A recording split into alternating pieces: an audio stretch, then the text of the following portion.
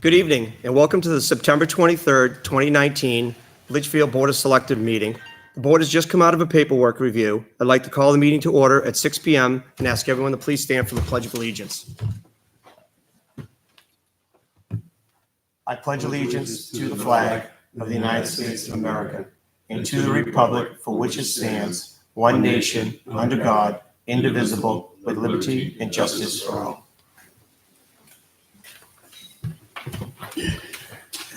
First item is the review and approval of consent items. We have the September 16, 2019 meeting minutes. We have an accounts payable manifest, September 17, 2019, in the sum of $127,461.94. September 24th, 2019, in the sum of $103,316.55. We have a payroll manifest of September 19, 2019, in the sum of $61,676.37, and September 26, 2019, in $65,092.01. We have the town clerk tax collector reconciliation for August.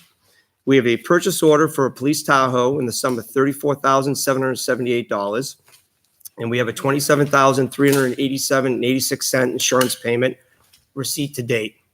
Are there any items members would like to remove from consent? Hearing none, I'll accept the motion. So moved, Mr. Chair. We have a motion by Mr. Lemire, Second. second by Mr. Schaefer. Any discussion? All those in favor? Aye. All those opposed? All those abstained? Motion carries 5-0-0. Is there any other items of business members would like to add this evening? Okay. Public input will occur no earlier than 6:45 p.m. The first item of business this evening would be the budget review, Parks and Recreation. Mr. Brown. Yeah, and there's, I think we'll just maybe go to the library trustees. Okay, we'll do that and see. Wait and see if Andy Collins is going to show up. I'm not sure. Okay, then we will move on to library trustees. What number are they? Good evening. Hello. What number? 4550. 4550. 0.2. Oh, 0.20, yeah. Well, just 4550 library. Yes, yeah. Simple. Oh, very easy. One line? One line. Yes, It could because be, 4550. 0.2. 0.2. Yeah, that's what I think. Library 4500. There isn't Of one. order? Are they out of order? Number I order? don't know.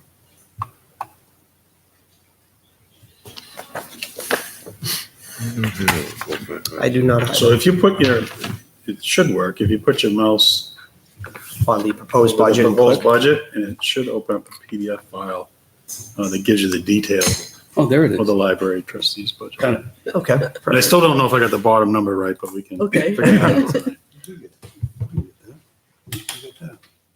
A little bit more than I expected. Did you get my emails that I sent you Yeah, with the updates? yeah. That's the whole thing. So I did the Oh my PDF. Scroll pages. Looks like he's in the view only mode. Yeah.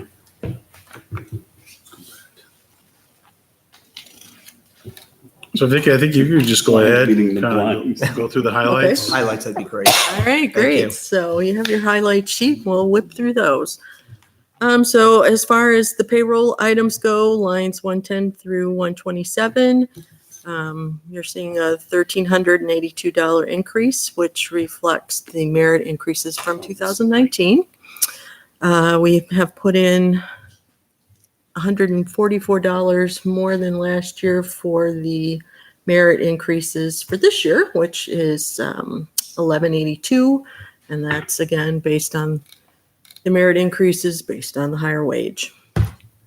Line 140, we have put in the health insurance buyout for 4 full-time employees at $3,680 each. So we actually did a survey of libraries across the state to find out, who's doing what and how much and everything. So the one thing that we found out was that in every town, at least that responded, whose town employees received the buyout, the library also did. And so we based our rate as 75% of what the town pays its employees here, given that we're open 75% of the hours. How's that? So a little rationale there. So that comes to $7,360. Social Security and Medicare, that'd be increased due to the merit increases and the insurance buyout, but then we move into the decreases for payroll. And the children's librarian position has dropped by $8,375 due to the fact that we've hired a new librarian. And $641 decrease in payroll taxes for that as well. So before we move along, questions on the payroll portion of the budget? I have none. Anyone else? No, I think we're Okay. good. Thank you. So other operating expenses, we are showing a $362 increase for electricity. That's just based on 2018 expenditures and what's happening right now.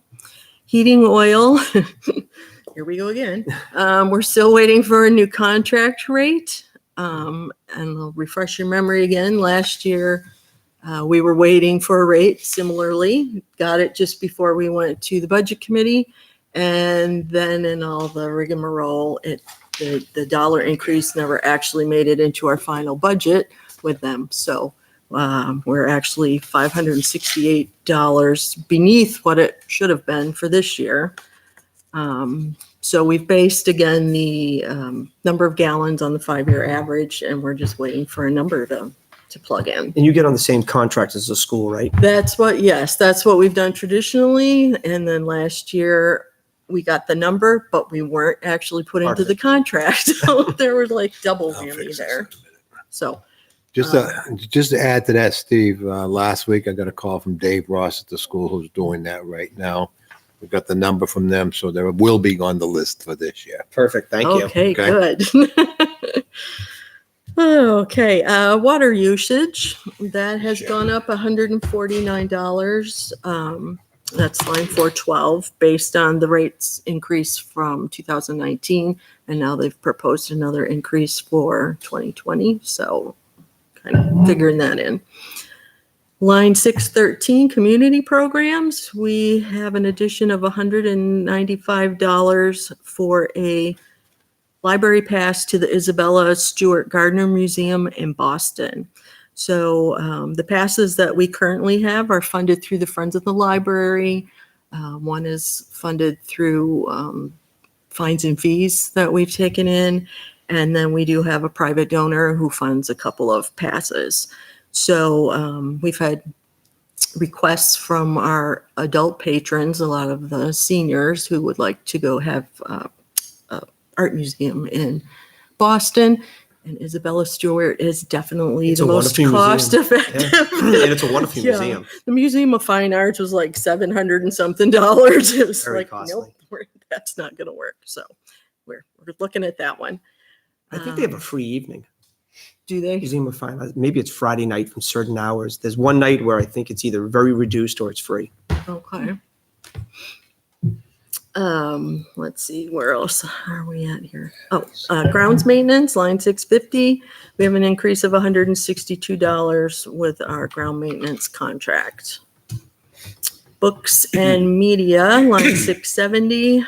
There is a $300 increase, which reflects a statewide budget increase for the New Hampshire downloadable books and magazines, and then smaller increases in Mango Languages and Ancestry. Line 810, mileage and tolls. We have an increase of $230, and that is based on a couple things. The rate that got used in the budget last year wasn't updated, so it was still 2017. And we now have the addition of monthly town department head meetings. And the children's librarians in the state are now meeting regionally. And so we're putting in for 4 of their 6 meetings. And we'd like to send one of our librarians to the Young Adult Librarian Fall Conference. So that accounts for that. And then we have a decrease of $300 and $641 septic tank cleaning, as we only are cleaned in odd number years. So those are the highlights. Fantastic. So overall, it's what, $1,091? Yes, so it's a 0.41%. Yes. Any questions by anyone? Just a Sure. comment. Thank you again for coming in. We know that statutorily or whatever, you can present us, or the budget committee, with the bottom line, Mhm. but it always helps when we know what's in the bottom line, and we can help, and the same with the budget committee, Right. when they know, be helpful for them. And so we understand the process, but thank you for coming in and sharing that. So Certainly. we're all on the same page. So Very good work. So Vicki, your bottom number is what? The bottom number is Just 264,713? This morning too. Oh, hold on. 265,804. 265, It's yep. the 804. Yeah, I 804. keep getting 706 somewhere. That's what I have, too. 265. but see, right above it, Troy, it says 804. Yeah, I'm that's. wondering how come. Oh, you're on the other one. Ah, I got 265,804. Yep. But right above the 706. right. Oh, on that one, I'm looking at Yeah. granularity. Both of mine say the same thing, so I Yeah, don't know what. 265, 804 is, Yeah. so that it's not, the bottom cells are not adding. That's what it is. Okay. I'll just- Yeah, it looks like you're off by $98. Oh, So it's about $1,100 different from last year's budget then, right? Yep. 0.41%. right. And we're just missing, you put a 0 in there for heating oil. Because, Right. right, there's nothing Because we there at all. don't It's just a know. question mark. Yeah. So there'll be a little increase Right. when you get that number. And I sent that email to Corey. I copied you on it. I saw that. Thank you. Hopefully Yeah. I don't know, every year you've been included. I don't know what happened last year. You and Just Kevin, maybe we'll get it. Transition of staff. That's That's all. right. Like I said, when the school called me and they wanted to know what your consumption rate was, we got that and we threw it in, so you're 100% in for this year. Okay. That's what they didn't have last year. Okay. Perfect. Thank you very much. You're welcome. Thank We you. appreciate all your efforts. Were we going to do the MOUs? No, not this Okay. evening. All right. I could have. I was thinking we were going to have a packed house. So. All right. No problem. We'll see you again soon. then. Thank you. Have a nice evening. Thanks. You too. Did you call everybody not to come because of your neck? I think, the problem is I think everyone's thinking 6:30. That's my Maybe. guess. Here we go. Yeah. You may change. Look what happens. Yeah. I knew it happened. But, after this meeting, that's it. 6:30. Go back to it. 6:30. All right, next we have technology. John, if you want to come over. 4150.20. Let's see if I can get this. There it is. I got it right down. Welcome. Thank you. Hopefully this won't be too bad. Yes. 0.20.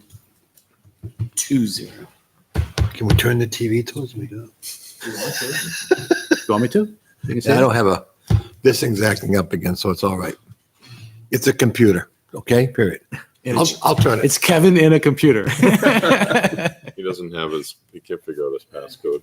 Oh, his password? That's perfect. No, the password's in it, just not. Okay. Just not the right Oh, one. that's a presentation. Good thing they took my weapon away before I came here. Do you want me to walk through? Go ahead. Yeah. All right, so I guess the performance been, as I've been hearing, is sort of the highlights of the highs, right? Mhm. The differences. So starting in line 341, there is an increase of $7,300 or $7,328. And the reason for that is predominantly the addition to the new fire station and the resolution to some major consolidated problems here. So this building, so there's a background, the pipes that come in off the street were filled with water. And every time they filled with water, it would knock our phone lines out. And this building does take our downlinks for 911 and a whole bunch of other services that are required. So the only option was to replace the wiring. So we took an opportunity when the fire station was being built to tax them together so that we wouldn't be paying, I think the cost like $7,000 for this building, another $7,000 for that building. We were able to put it into that contract program and get it down to about, I think it's about $7,000 in total, stretched over the 2-year term that we have with Consolidated. So this upgrade brought us to all digital. We have all fiber coming into the building now in both places. The building now has failover on both sides, so either building can work independently, plus they can work and back each other up. So that increase also includes a lot of usage. The phone usage, long distance, for whatever reason, it's based on people making calls, obviously, and the police department and fire department, mainly the police department with a lot of their investigations, are doing a lot of out-of-state calling. So that drives that cost up. The consolidated bills, the consolidated rate is about $2,300 a month run rate. Our wireless services, which is the same services that support all the cruisers and all their data connections, plus all the cell phones and data lines that we have that are Verizon wireless based for all our employees, that hasn't changed. It's about $975 a month. And then there's a couple of Comcast services we have at the old Talon Hall, small service here, and one more place. That's it. So again, it's an increase of $73.28. In line 342, that's our software support. That's where we hold most of our tools that protect the town, pays for our domains. It's all our web hosting and so on. The increase there is a total of $3,225. The major changes there was around our domain registrations. The .gov domain is not free. It used to be $125 a year from the U.S. government. This year, without announcement, it went up to $400 a piece. We have 2 domains. One is litchfieldnh.gov that we all know about. We also have our old retired one, which is litchfield-nh.gov, which you'd be surprised how many people still send email to that. So we do carry those, plus a couple other domains that are like Litchfield Fire, Litchfield PD, and so on, Litchfield Rec, and that kind of thing. So that's the one increase there. With no notification that it was going to go up? They notified us after the budget last year, so we absorbed it last year. Okay. So it was, okay. So we bid that budget last year. I think they notified us in August of last year that it was going to increase. But the budget was already in place and we already had to pay and we paid. So the next one is a small increase, about $400 around our domain and malware protection. We all hear stories about malware coming into a company or even an agency like a police department and basically encrypting all their data. This is software that we've had in place for about 4 or 5 years that has actually stopped that. We've had that happen to us, but we've been able to protect ourselves in the past, and this is what stops it from getting into the town. That's it for there. That's the only major changes there. So line 630, which is our equipment maintenance, this is where we hold all of our hardware maintenance for the most part. It's a decrease by $5,020, but that is offset by the next 740 because the one device, which is our storage array, that's the device that holds all of our data, police, fire, and all that. That is going end of support, end of service. It's been in service about 9 years, I think, at this point. And at the end of this year, it will not be renewable. So that device could probably continue working, but we can't get maintenance on it and we can't hold our primary data on there. So I removed that as a maintenance line. I've asked it for an expenditure, for a capital expenditure on the next one, which I'll explain. Everything else is pretty much the same as before. It's just run rate, small increases based on usage and so on. So line 740, which is equipment maintenance. Every year I do a 5-year, all of our computers in the town, the workstation you see that every employee has, they're in basically, I do a 5 computer life cycle every year. I replace 5. starting with the oldest, and that's been working fairly well. Typically, I spend that towards the end of the year, and then it becomes my first 6 months of activities that I do just to get people up to date. And that's been a consistent price and consistent since I started doing this. Do we lease them or buy them? We buy them. Buy. We buy them with basically we expect about 4 to 5 years out of them, depending on what they're doing. We buy them with 3 years of full support and maintenance. And after the 3 years, if they die between that time, they get swapped out with a spare or they get replaced in that 4 to 5 year life cycle. Is how we've been doing it. And so far, knock on wood, most of our workstations have been lasting 5 years. We have some that are actually 8 and 7 years. They're depending on what role they're in. They're not heavily used, so that's there. So it works out fairly well. So the next 3 lines are sort of new asks. This is capital, asking for some capital investment to replace some aging systems. So in every one of the police cruisers, there is an MDT. It's a hardened device that it deals with the weather, the temperature, extreme use case. We've had these 5 units in service.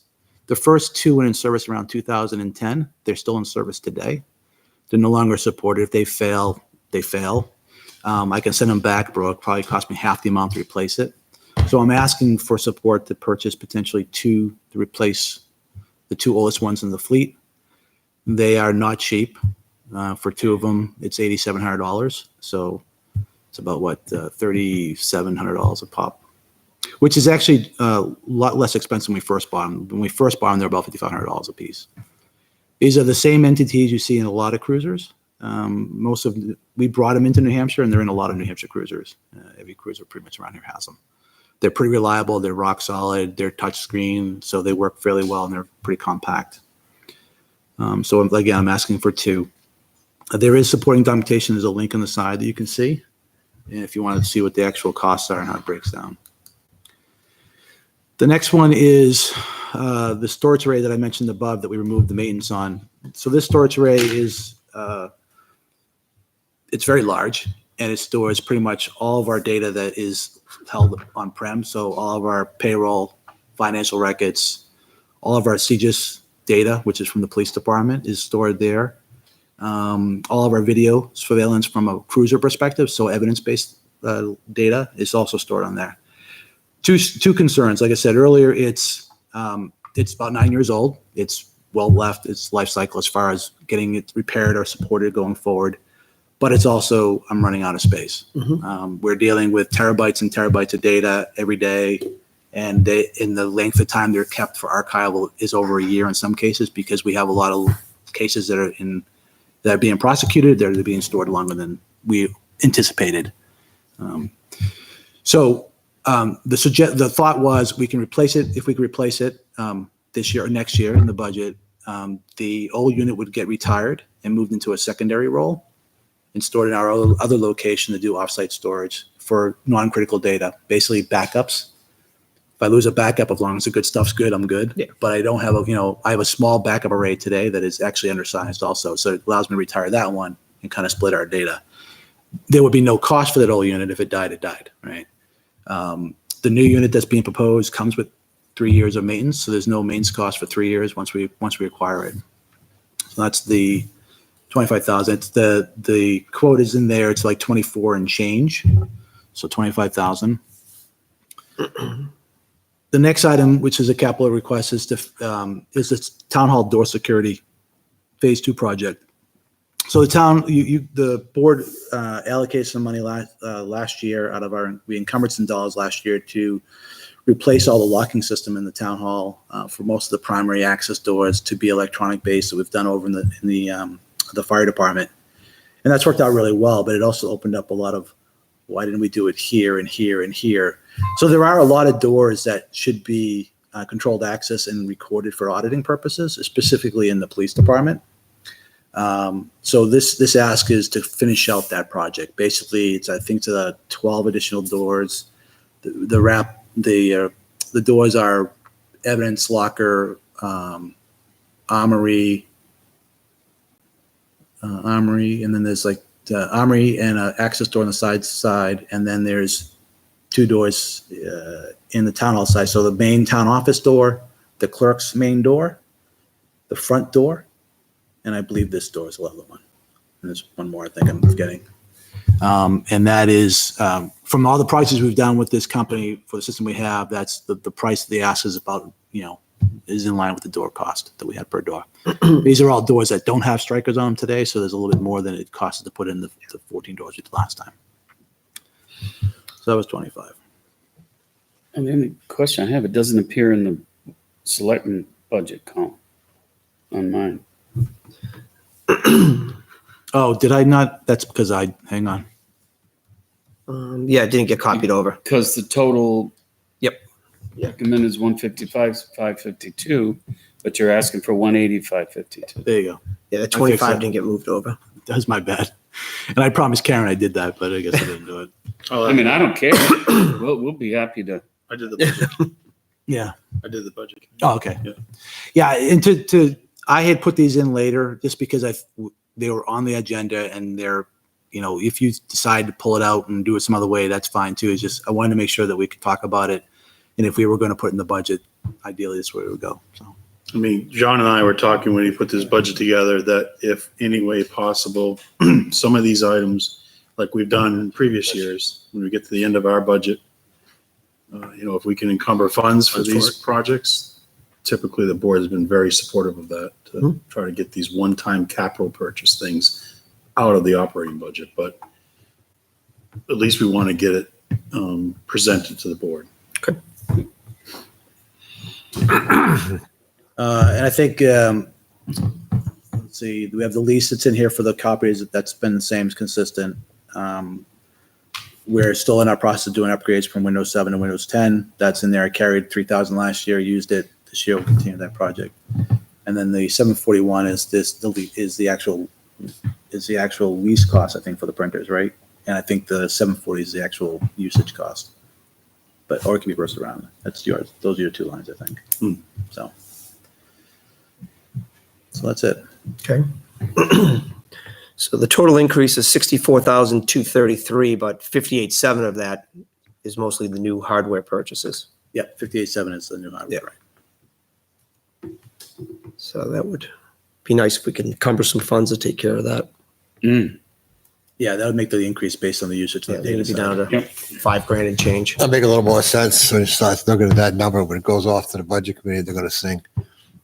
What's that? No, the number, if you put it on the ballot, it's going to sing. It's a big number. It's a big increase for one thing. If we can get it through the comments, fine. I mean, ideally, it would be nice if we could do it bottom line and get it out of the way and not put it in the tax base. Not put in it. Right, use what we have savings from this year, but I don't know how the budget's looking. Fully agree. Yeah, and We'll have to look. so, and there's, The big- not that we don't want, I really don't want to turn to it at this point, but we did create that capital reserve fund last year. We put $50,000 in it.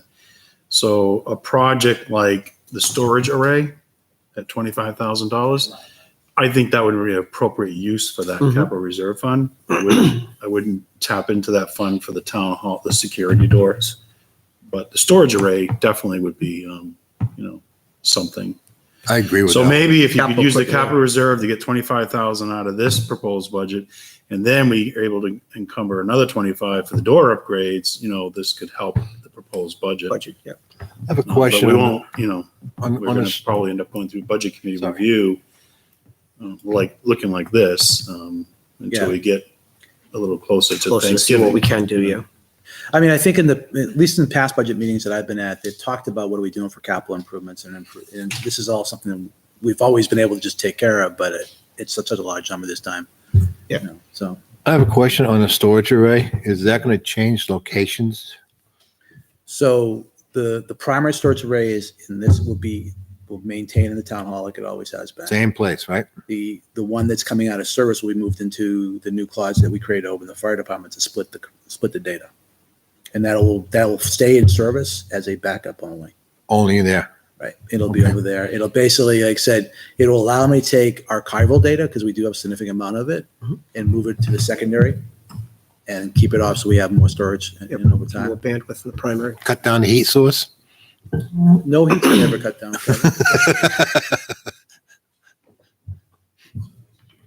Something you were.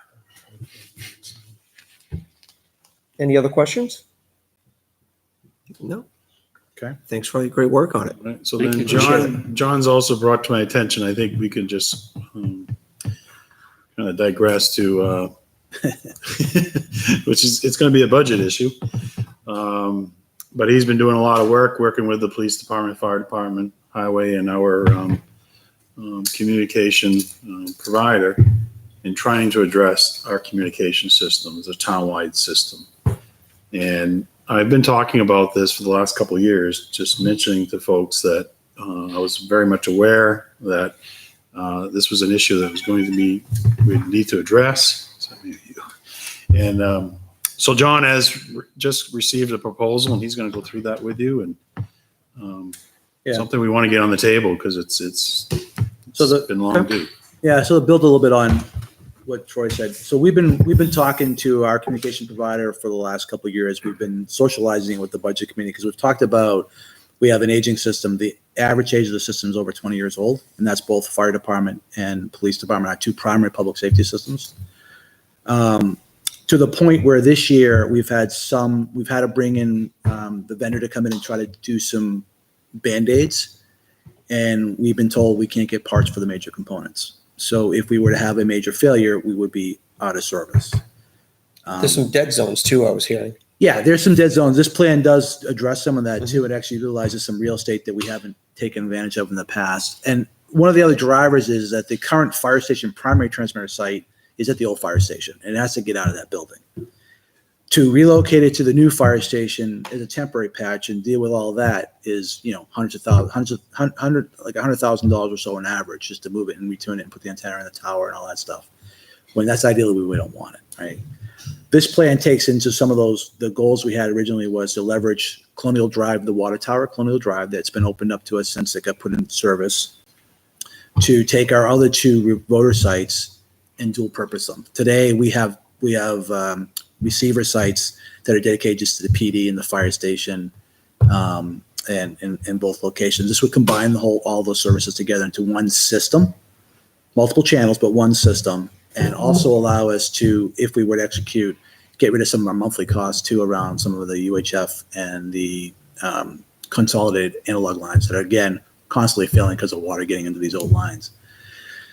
So this project pretty much is spec'd out the way we've been discussing it. The chiefs and I are meeting with the vendor this Wednesday to kind of fine tune it a little bit, and to also make sure that we haven't forgot the highway department. The highway department is not part of a voting system. They're just in what they call a direct system, but they include them into the system also.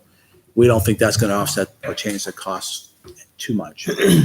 So this is sort of the plan. It would leverage our asset. The asset we have in Colonial Drive is our primary site. It's where all of our transmitting would come out of. These other sites are basically remote receivers, which would be here at Morgan, which is up by the 9-hole golf course. That's the Verizon tower that's there. And then we will also put another site here at the fire department. This is the one we're questioning right now. We're going to kind of dig into that a little bit, but I think there's a coverage blind spots why they want to do it. And then Campbell School, which is the other receiver site. The proposal has two 100-foot towers. One to be put at the high school, which I'm not sure how that's going to fly, but we're going to talk it through on Wednesday. And then one, we had always talked about putting a tower out here that would service this complex as a receiving site, but also to have the microwave downlinks from Colonial Drive. So it's already been kind of piped out over there. It's ready to go. We originally planned for it. Police and fire will still have their dispatch centers that they currently have today. And this is all of this is also a late generation. This would carry us, we would hope for the next 20 years. There's been some discussion in the past. I know when the police chief was here or the captain was here, I think the fire chief, I think Brent, you talked about the FirstNet and all that. Yeah. So we are already FirstNet ready to go. We've basically signed on the FirstNet with Verizon, so we have the access to the system, but it also requires an investment in the back end. This would help us get to that back end. So we have to build a bridge to the FirstNet network to get our two-way communications onto that, and this is part of it. So the estimate that we've been told, and I have to tell you that when we started this, we were told $1 million, $1.2 million, $1.3 million, $1.4 million was all over the place. They came in, we don't know how firm the pricing is, at $590 and change, so $590,000. That's all, everything. That's, built, all the specs out, all the equipment, all the labor associated with it. So like I said, this is just us introducing it. Two of the big prices is the 100-foot towers. It's $120,000 for the two of them.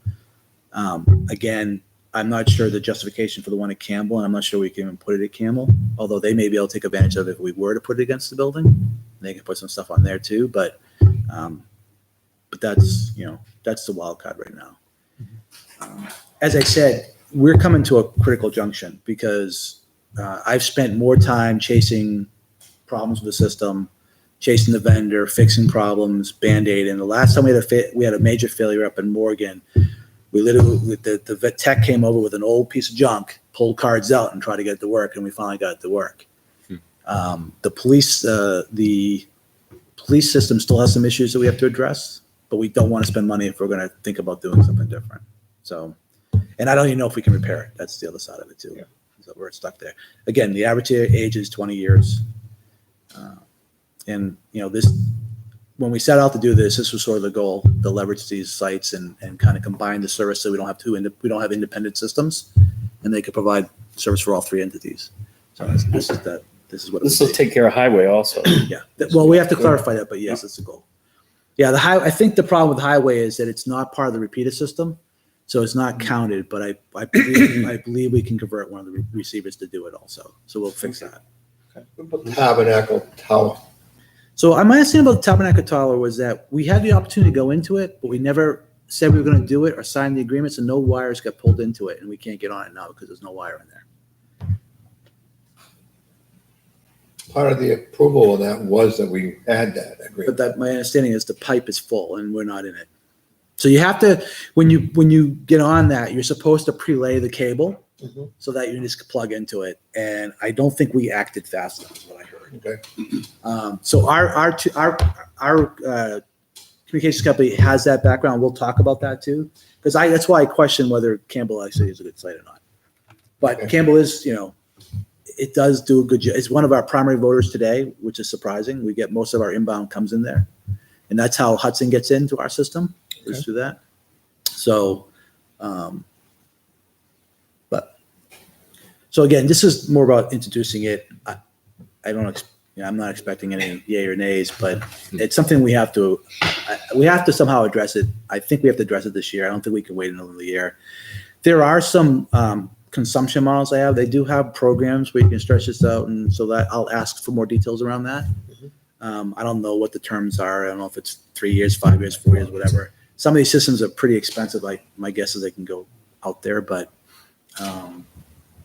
I think this site is good for reference. I think the budget committee should be shared this site. They could at least see it's coming. They're gonna have a million questions. Oh yeah, I know. Yeah, and in the past we didn't have all the answers before. We have most of the answers now. We know what the price is. I don't think it's going to vary that much. I wouldn't say this is what I would come and say is what I need exactly. I'm hoping it's going to go down, but my fear it'll go up 50 grand one way or the other. Right? Is there an option to pull a new conduit out to the tabernacle? So my understanding is no. There's no because the pipe is only so big. It's already full. That's what I was told. But I'll I didn't know if verify. they could pull another one to it, we could I was back told onto that. no in the past because we brought it up. Because that could be cheaper than $60,000, You'd be surprised. get rid of one. Oh, you'd be surprised. I don't know. It's first. I remember because when I was I think it was on the zoning board when that got approved. I think it was on the zoning board at that time. Maybe I was a board of selectmen member at the time, but I remember the discussion, and that was one of the requirements that we needed to have access to it. And I've been told, like I said, I think by the police chief that we didn't get access because we didn't react or sign an agreement or something like that. But I'll confirm that with 2A on Wednesday. Thanks. So like I said, the chiefs and I are meeting on Tuesday with the vendor to kind of go through the proposal, make sure it covered all the things that the must-haves kind of thing, and then confirm, some of those other factors, like this tabernacle even an option at all, or if it even makes sense, because that may be out of line of sight for the tower to get there, so it may not be tall enough for a microwave link. So, and I still don't know the mechanics of getting into that Colonial Drive by Pennachuck. My understanding is that 2A has already talked to them, but I'll confirm that on Wednesday. We went up and did a site survey and they did all that work, but I'm not sure that there's no cost of getting into it with Pennachuck yet. Did they run the line up there? My- Did they run the vacant lines, pipes or anything? You don't know? No, my understanding, they put a generator up there. There's power up there now, and there's a building up there for all this stuff. Generator too? That's mine. Yeah. That was my understanding. I'll confirm that because, like I said, these folks apparently talked to them. They upgraded the one in Morgan just recently. Did they? Electrical work and stuff like that. Yeah, right now in Morgan, we're on the rock crusher, which every time we turn the power off to the rock crusher, we lose that voter site altogether. It works really when it's online, and that's not their, they have electrical storm, they shut down. That totally makes sense. The batteries, when they're off, the batteries go on service, but the batteries aren't holding the system anymore. So that needs to be rehauled. You're talking about, several $1,000s in batteries to put it all back in. So it's like, ugh. And you're only gonna get so much run rate anyways out of the battery, so. Right. So again, like I said, the overall system's just in bad shape. Okay, any other questions? So it's just, we kind of know that this would going to be coming. We haven't really sat down and talked about financing of it. So the board will need to decide if we're going to try to just outright raise the money, or if we want to look at a lease purchase type of financing package where we can spread this out over, I'd say, a period of 5 years.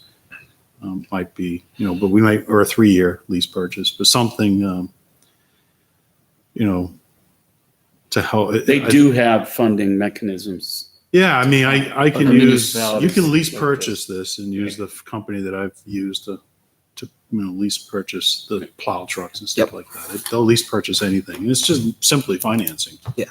Something that seems to work for the community. I mean, this is having a life expectancy of 20 years, we think, maybe. You would think, yeah. So, we'll see, I can have Get 5 years. my representative do a 5-year and a 7-year and just Yep. kind of see, what it looks See what like. makes sense. Yeah, and 3-year would be a little pricey. And just one note too, someone did bring up, I think it was a resident, why are we not hooking up to one of the Elmar systems already built? Like there's a tower in Londonderry. It's supposed to be part of the sort of the Southern New Hampshire radio system. We could do that, but we have to put the gear in here to get on that. It's the same amount of money. And now we're beholden to the whole system versus having our own. So it's kind of, I get it, but we're actually in a valley, so we're actually in a shadow of them. We can't hear them or transmit well directly, so we have to put something here anyway. That's why we had to do the repeater system years ago. Yeah. Is that you go to a call down in the Manchester line down in that hollow. Yeah. Hudson can't hear you. You're trying to call Yep. out of a hollow with the radios. That's I remember when you were designing the fire station and we were looking at ways to reduce the cost, one of the things that was removed was Was the tower, yes. at the original proposal for the fire station. So that was one of the things that was removed. And that was a pretty pricey, I don't know, 100,000. Yeah, they have 150. 120,000 for the 2 towers, but I think with all the conduit stuff, they had to go in Yeah. here. Get the infrastructure in for it. Yeah. And I think with this one, we're proposing, I think it's going to go behind here where the conduit goes out and the primary stuff will be in this building. So, because it's a receiver site. Yeah. Right. Now that we have the connectivity between the 2 buildings, it makes it a lot easier to do certain things. We didn't have that in the past, so. Okay. Thank you, sir. Great, appreciate it. Thank you. For your efforts.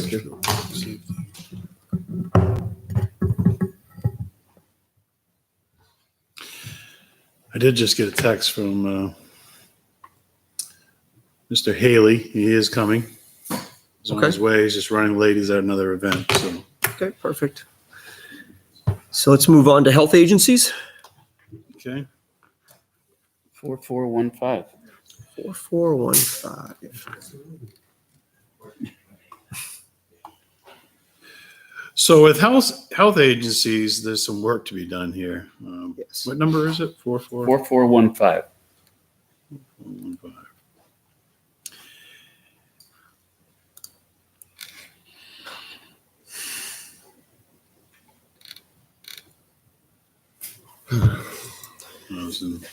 Because we had a warrant article last year. These numbers here probably left over from last year because we had a warrant article last year that appropriated $25,000. And one of the things that we need to do, because we never we never pay these amounts until the end of the year. So about December is when I actually pay all the nonprofit agencies after the second tax bill goes out. So we're at that point where we really need to establish the committee that the warrant article approved, which was the health officer, the welfare director, and one citizen at large. So I was talking to Chairman Weber today, and I'll work with Mr. Burnell, and we'll get some requests out there on Facebook and our website to recruit some citizens, see if we can get one citizen that's interested in serving on that committee. And that committee would do two things this year.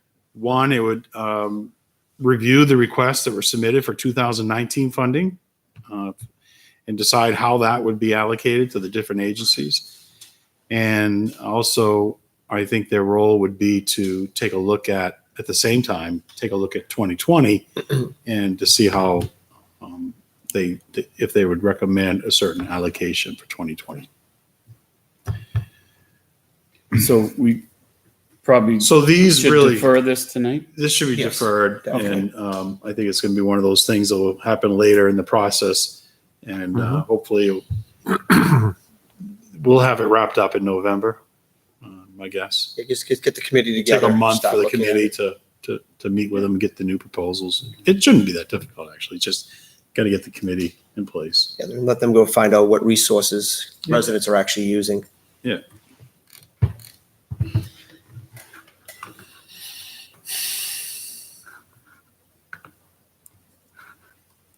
Okay. Personnel.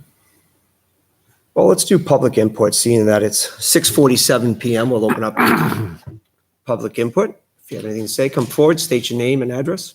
Hi, my name is Rick Charbonneau. I live at 401 Charles Bancroft Highway, and I'm here tonight representing the Jill Charbonneau Revocable Trust, which is my wife. I'm here to file a zoning violation against Mel's Funway Park. Back last year, and I have copies of it. If you guys would like one, I'll give you all a copy of it. One thing that I would request respectfully is that Kevin Lynch, the former building inspector, recuse himself from any discussions on Mel's Funway Park, as he was the building inspector when some of these things were built and my alleged violations happened. So I would request that happen, that any non-public hearing or anything that the board gets involved with, that would request that Kevin recuse himself. Okay.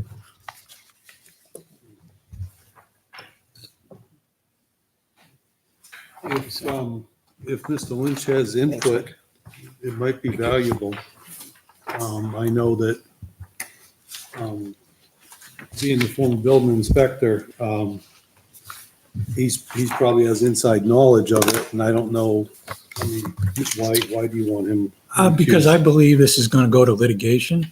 It's Okay. my belief. And I think that at that point, he would probably become a witness. Mhm. So that's my feeling. Okay, thank you. We'll So take it under you advisement. guys decide Okay. what you want to do. Or Kevin can We don't have to decide. decide that tonight, do we? Kevin has to decide that. Okay, thanks, Rick. So back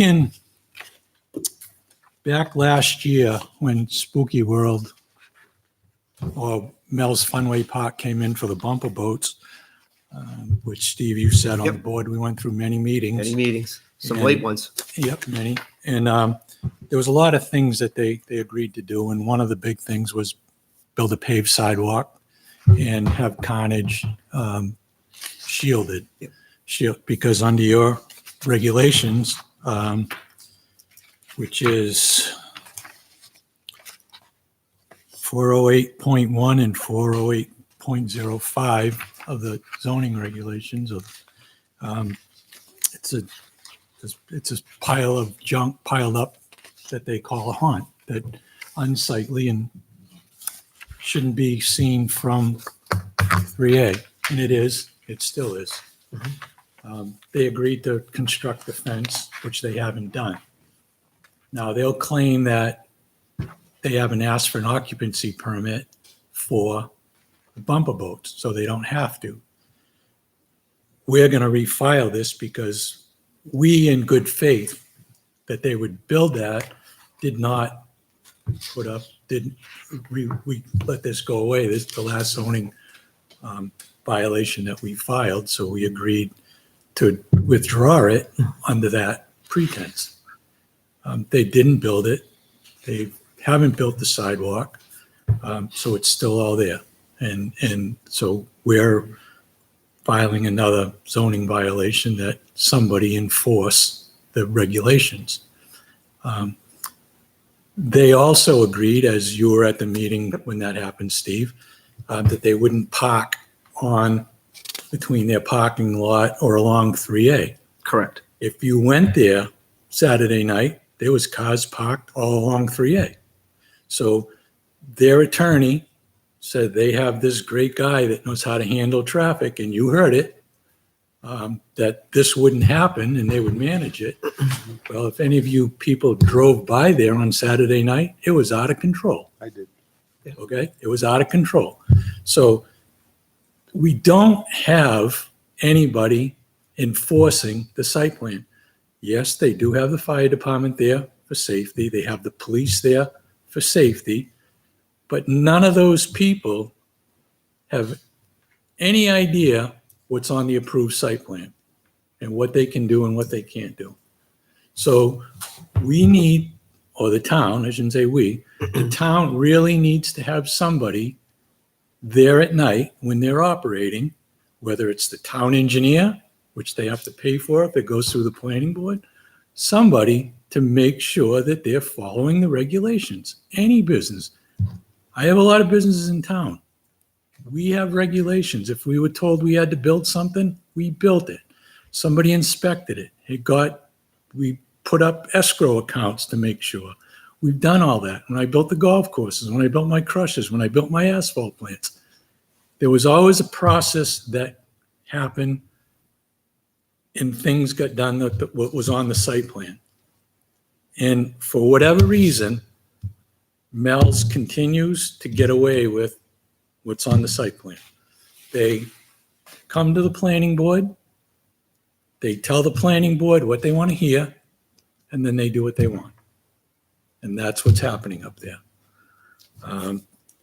It's really, it just bothers me that happens. No different. The only thing that they did do that they said they would do, and that's because they had to come to the selectmen, is not park on Colby Road. Yes. They didn't park on Colby Road. But the little house across from the Laserplex, they agreed not to park there. There was cars parked there. They're just doing exactly what they want. And they had all this extra parking and it would never be a problem. Well, it's been ongoing. And it really needs to stop. I mean, somebody has to enforce what they're doing. The part that I was trying to remember today is we did everything when they were talking about bumper boats and mini Mel's. And I can't remember if it's all everything on the site plan that changed, because we went through a lot of work, as you remember, trying to get that site plan exactly the way it is. Yes. Is it all contingent on them going for occupancy of that, or is it contingent of the site plan? And that's something we may want to have Laura look at, because I know we did go through a lot, and they did speak that Spooky Worlds was a separate entity on its own. Correct. But we talked about a lot about that because of where they parked and not having offsite parking and so forth. Yes. When we did the site plan. So I think we need to get clarification on exactly, when is it binding?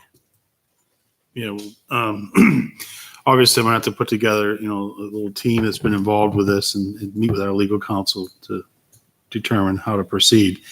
I will let you know that the transition of the interim building inspector and now with Inspector Dion on board, there was discussion this summer about the wall that was to be constructed for screening.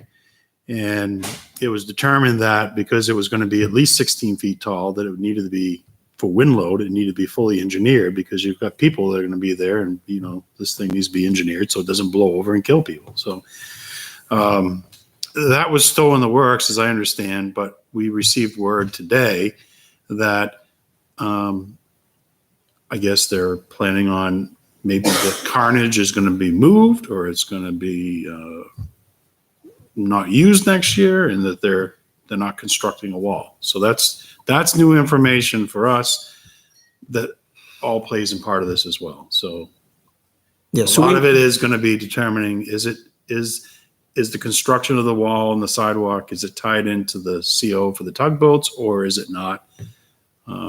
Obviously we got Spooky World going on right now. So, because right now for the There's complaints sidewalk, it looks of- like they only put down crushed stone. But it's supposed to be paved. Asphalt, yeah. It's supposed to be Definitely remember asphalt, that, yeah. and it's not. They haven't done it, Mhm. and it's supposed to be done. And they called me up and asked me to go and visit with them. And they told me that they were going to take carnage away because they figured out how much the wall would cost. Well, carnage should have gone away by now, as far as I'm concerned. They shouldn't be able to use it. It should go away now. Mhm. Why should they be able to use it for another year? Why should they be able to use it for another minute? I mean, Yeah. because it's to their benefit to do this. They've had since when we approved the plan in February or March, Yeah. they've had the It whole was February, summer. March, it was in there. They've had the whole time to build it, and they haven't built it. They do what they want. Yep. I mean, it's no different than when we were at the planning board meeting. All I kept saying was, give us a rendering of what you want to build. I remember The that. planning board didn't tell them what to put on the sides of those buildings. They came forward and said, we want bond board. And they asked me if I would be happy with bond board. Yes, I'll be happy with bond board. Then they convinced the building inspector at the time that it's okay to put texture on 11. Well, texture on 11 was one of the problems from the beginning, because when they built those, because whatever you want to call those the buildings, they put texture on 11. They never finished it. Personally, eyes in the, beauty's in the eye of the beholder. Mhm. I thought it looked like crap. They didn't stain it. They didn't do anything. So when we came and talking about carnage and all the other things, we talked about what they were going to put on those buildings. They're the ones that came through and said, we want to put bond board. That was one of the conditions of approval that the planning board gave them. Okay, the building inspector didn't look at the site plan. He gave him a building permit for texture 111. Okay, the town made a mistake. Can we get out of it? Yeah, I don't know if we can or not. We're going to find out. Mhm. So when they asked me to come meet with them, they don't want to go to litigation, so they said they were going to put on the bond board. And that's when they told me they weren't going to fence in carnage. Whatever, okay? It's enough is enough. And then this weekend pushed me over the edge, because when you drive through there, cars are parked everywhere. People walking down the road again. Just, it's out of control. Do the police know that they're not supposed to park on there, Tom? Again, they're parking on their property. Who is the enforcement? Correct. The police are there for traffic detail. They're not there to direct their people where to make the cars park. Now, they also park at the antique spot next door, and we've never really gone through planning board zoning or anything for that either, right? And I understand this weekend they're parking, and it's actually commerce, there's exchange of funds so that's business, on a couple different lots, where now you have a commercial use. Yeah. And there's been no planning board review. But does Colby Road include like the wedge at like Litchfield Food Mart? Well, they park. They park that- right there. But That was again, I can't blame Spooky World for the people that park at the food mart. Yeah, it's true. that- That's different. Yeah. It's a different entity. Those people are collecting money. Yeah. That's up to the town to We have enforce to go that. and figure out, can they go and get money for Okay, parking there? they don't have, it's not on their site plan to park cars everywhere for anybody down there. Okay? Spooky World is the only one. So again, even in the regulations, there's no provisions for off-site parking. We dropped that when they agreed to fix carnage, build the wall and build the sidewalk. Said, okay, I'll go away if you do that. They got their site plan approved. I agreed to go away. We didn't pursue it any further. And they didn't do any of it, or they started it. So they need to. Sidewalk is just common sense. It certainly is, and it's I mean- all on their property. I mean, there was people, if you go back to recycled percussion, there were That people with was strollers bad. going down the soft shoulder of the road. Exactly. It's out of control, you know? The whole point, I think, is we expect everybody to abide by regulations and what's approved on the plans. Correct. And I see Mr. Charbonneau's point that why is this entity not globally complying? You know, it may be different entities within a business, but why are they not globally complying with what's written on the site? Fully agree. Oh, And I that's- think it's up to us. That's the concern brought forward. Yep. And then I think it's the town's obligation to investigate these concerns. Absolutely. So if you and can run that first part against legal counsel and win the, fencing needs to be up and so forth and how it's tied in, that it's not with, the occupancy permit for mini mills / bumper boats. You find out what can we enforce and what we can't enforce. And again, it was no different than when I sat through these planning board meetings and pleaded with the planning board to go see how permanent those temporary structures And were. we walked it and they, And there's two 30 by 50 buildings that were never on a site plan that got a building permit. they're on the plan now, but they They're on weren't. the plan now, but They they weren't. weren't there. When we walked through, we were surprised to see They them. had, if I remember correctly, they had 10 or 12 haunts that they could do out there. There's way more than that, but okay, they're out there. Not that, and there couldn't have been any structural engineer that signed off on hardly any of them, except for maybe those two 30 by 50 or 60 Other than that, the buildings. rest of them that are just pylons in and their houses and supposedly They're could lift two up by and move. fours nailed to trees, but some of them are 10, 12 feet high, just standing there that could fall over that. I don't know if the town has any liability at that point. It's junk out there. Not only that, and I don't even know if it ever changed yet. They were in current use at the time. I don't know if it's still in current use, if someone made them take it out. But that shouldn't be in current use. My golf courses aren't in current use. I use it, they use it, they shouldn't be in current use. I don't know if it is or it isn't. I don't know if it got changed yet, but I know it wasn't last year, it was in current use. And it shouldn't be. I know it was brought up during It was brought up. and I during the know meeting. I don't remember what the outcome of it was. We asked our assessor, and I'm not sure what the outcome was, but the assessor, it was brought to their attention, and I think they conducted a site visit or requested some information, so. Yeah, because I remember there There was is, discussion around there it. is sections of land out there that it's still in current use. Okay. And it's questionable whether it's still eligible for it, so. It shouldn't. I mean, if that's eligible for current use, my golf courses should be eligible for current use. It's open space. Yep. I collect money, they collect money. Yeah. I don't see any difference. It's the same thing. People are traveling all over it. They built more. I mean, I built greens, they built haunts and things like that. But whatever, there's stuff out there. But please don't put a fence around your greens. I'll never be able to get to them. So Troy, can you get with Laura, please, and give us some guidance coming back from her? And then from that, I think we have a whole need to start looking at how we're going to We have a enforce. responsibility. We definitely do. I worry about the sidewalk and the traffic on 3A. more Absolutely. Because that's safety. Yeah. We should probably get on that immediately. I And, don't know what we can do, but and I That's what have we to have to tell you, figure out Robert, is- that was always my concern, is the traffic on 3A. Yeah. I mean, Well, because they come down that, all of a sudden, Down that hill. you're on it. And when you're You're on coming down that hill, bang, There should there be you no are. parking. cold, misty night, I mean, I've Right. spoken to some of our officers who've almost been hit a few times right there. it needs, I mean, they got away without doing a traffic study, which they should have been able to do. They should have had to do a traffic study for the people that are walking in there when they using their paved parking lot. Because it's really, I mean, there's a lot of people there and there's a lot of cars movements and it's really, I personally wish they didn't use the dirt lot across the street, kept everybody on the farmland, came through the back. It'd be so much better I for agree. safety. I agree, but we don't, you know, They own it.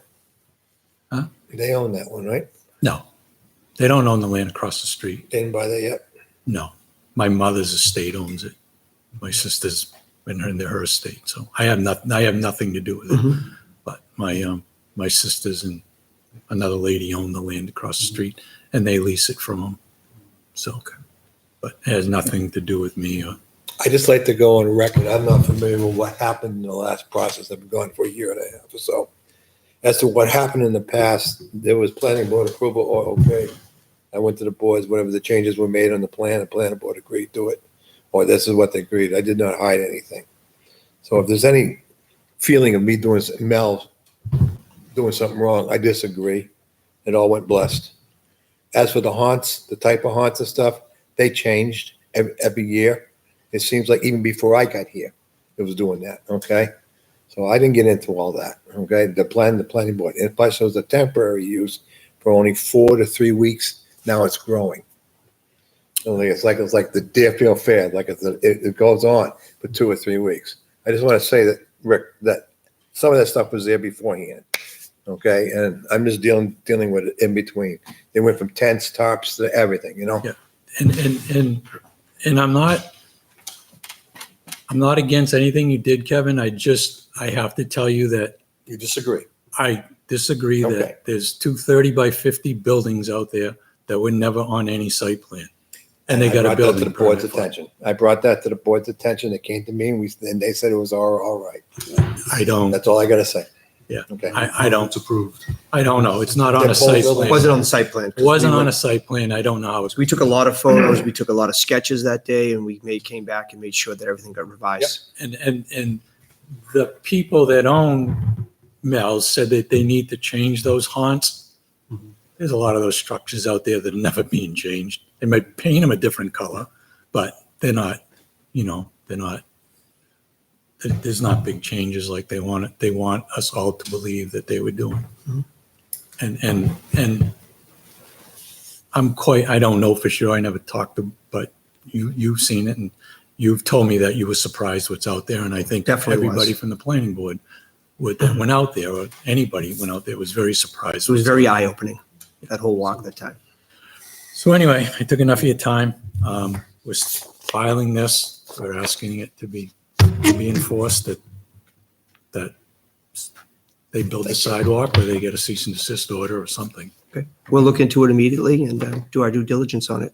Appreciate it. Appreciate it. Thank you very Thanks much. for the input. Thank you. Thank you for coming in, Rick. Should I say thank you? Are there any other members of the public that would like to speak? See a young fellow back there. Oh, he's on the agenda. We'll get to you in a second, Justin. Thank you. All right, seeing then we'll close public input. And next on the agenda will be Justin Healy, first responder update. Welcome and good to see you again. Good to see you too. So I just wanted to come and give you guys a quick run-up of what's happened since the last Board of Selectmen meeting. So brick sales will be closing October 18th, and we've already ordered the monument. We got a half down payment on it, which is awesome. And it should be in by the end of October, hopefully. The monument, the monument walkway, that's going to be put in the beginning of November, end of October, somewhere around there after the monument's in. And then I was hoping to have, give it to the town on November 11th, which is a Saturday. Nice. Fantastic. Veterans Day. It's a great time to do it. That's a Monday, I believe. It is. Yeah, and then it'd be a day off for some people. Some I just people- took it off today. Everyone but veterans. Yeah. Very nice. So how much did you actually raise? We've raised around $3,000 so far. Fantastic. Wow. Fantastic. Great. For you. You said the bricks by October 18th? Yep. The order forms? What color the brick? How much more do you need to raise to cover the whole cost? About 1,500. Everybody out there watching in TV land, Yeah, buy a brick. buy a brick. And how did they do that, Justin? So they can email me at my email, jhaley.0106@gmail.com. There are also forms that are pinned to the board out there when you go in to the left. And then if you contact me, I can drop it off at your house or put it in your mailbox or whatever you need. And I think I've seen it shared on social media a bunch of times too. The I order would form. like one of the forms. Okay. Maybe before you leave tonight, if you can get me one. All right. Please, Thank you. because I would like a break. Thank you. So have a lot of people been helping out from heavy equipment standpoint and so forth? Yep. Good. So one of my friend's fathers, he got me a crane for free, which would have been around an $800 rental. Oh, that's and great. I can use it. I saw a resident did a lot of the concrete work for you, which was great. And for the people at home, where is this going to be again? So when you go straight back from here, the entrance, the side entrance by the fire station is going to be directly on the left from that, across from the side entrance to the fire station. So near the Roland Bergeron Monument. Yes. And the flag. Opposite side, upside the road. Opposite. Yep. Nice. Very nice. About 100 feet east of the sign. It's all it's laid out. What a wonderful job. It's fantastic, yeah. Congratulations. Thank you. Thank you for all your efforts. Is there any more help you need from us or support? I think I'm okay, except for planning the November 11th. I'm gonna have to talk to you guys about that. Okay. Like, logistics wise. We'll do anything we can to support you. Thank you. Could we ask him, Troy, would you mind working with him? Coordinate, yeah, we'll have to coordinate. So we want to have a dedication and Yep. you're officially going to turn it over as town property. He can be our Okay. Point person, yeah, that's great. to work with. Thank you. Now, are you ahead of schedule, Justin? We're pretty much right on schedule. You are? right now. Okay. So I remember meeting you the first time and I couldn't Yeah. remember if this was like a 2-year project or. See mom rolling her eyes over there. Maybe it's been it's not been 2 years. It's only been a year, isn't it? No? A little longer than that. Has it? Yeah, all right. Okay. How many bricks have you sold so far, how many? roughly? 52. 52? We gotta get more than that. Oh, yeah. Yeah. Give me that form. Because I had forgotten to buy it. When we leave tonight, we'll go get the form. You're hanging outside, right? Justin brought extra. Oh, you got extra good. And each brick is how much? $75.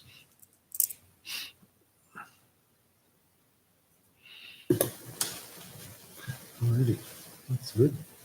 Outstanding. Great.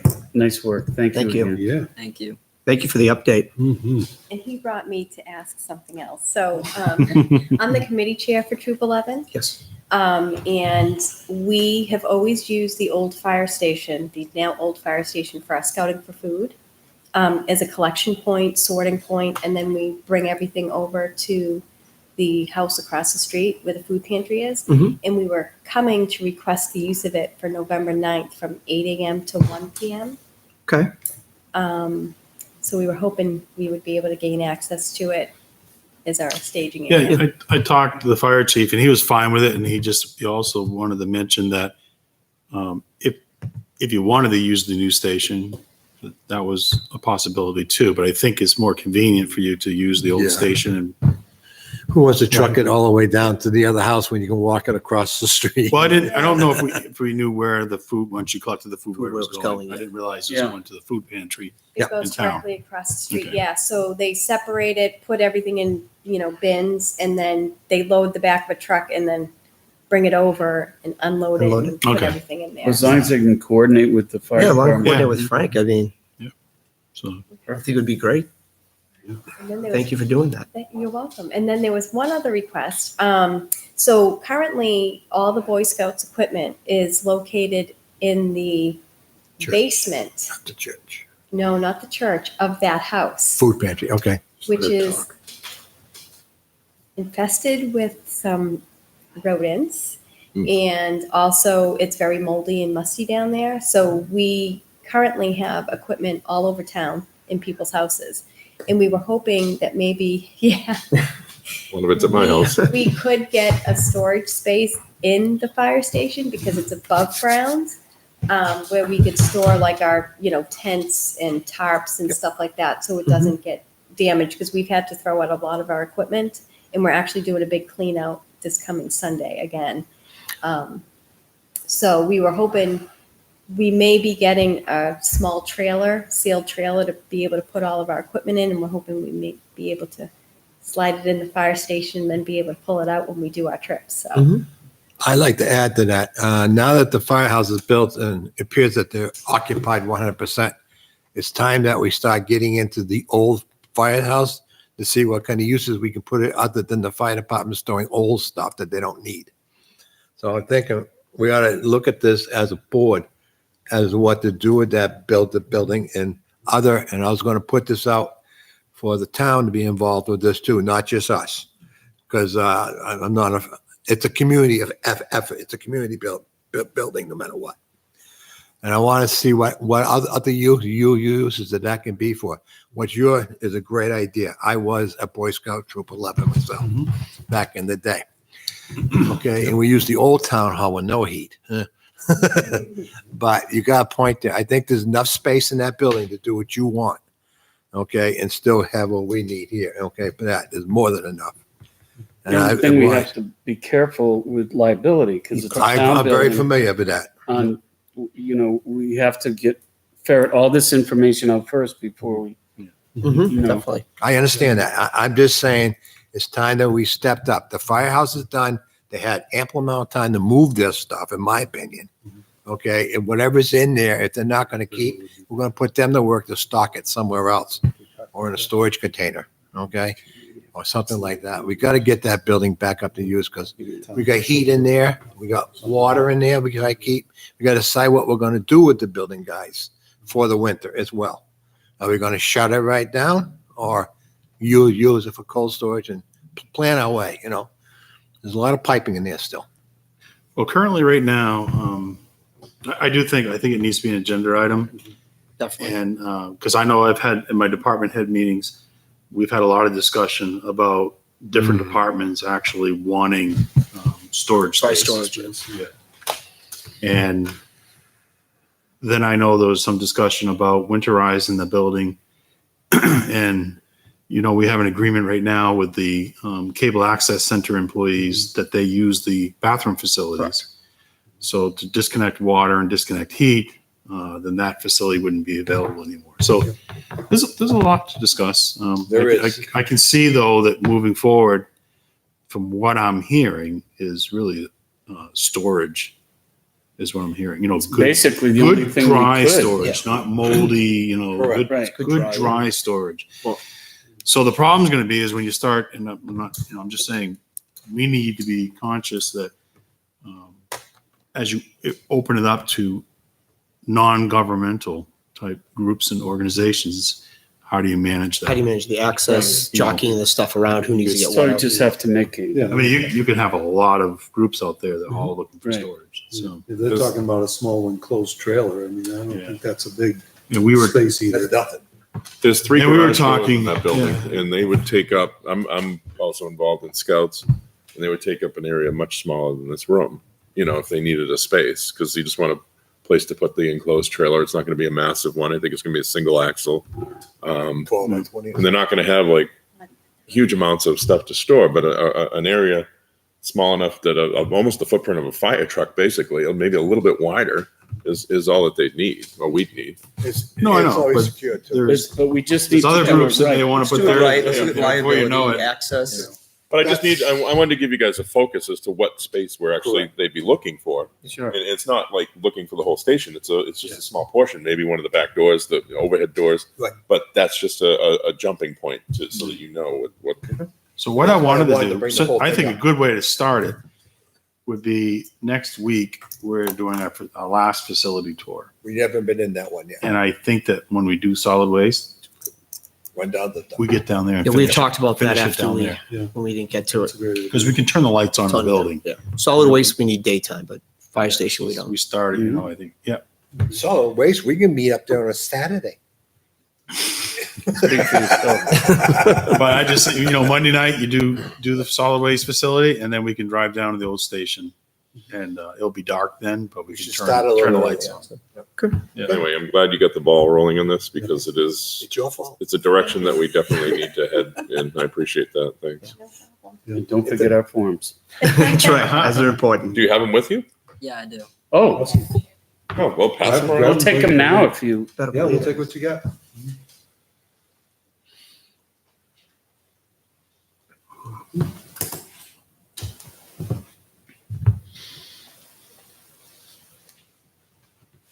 Thank you. Thank you. Thank you. Thank you, sir. Well, Troy doesn't get one? Here. There we go. I'll get one. up front. You take it. There's one right up there. on the You only table. get 3 wishes. I'll get 3 wishes. And that one has the old date on it, I think. We'd moved the deadline once. Okay. October 18th. October 18th, yep. Once he found that, well, that one has July something. Once he got the dates from the granite place, he's like, oh, I got. Bob's on plenty of date time. code. Oh, it's on the back.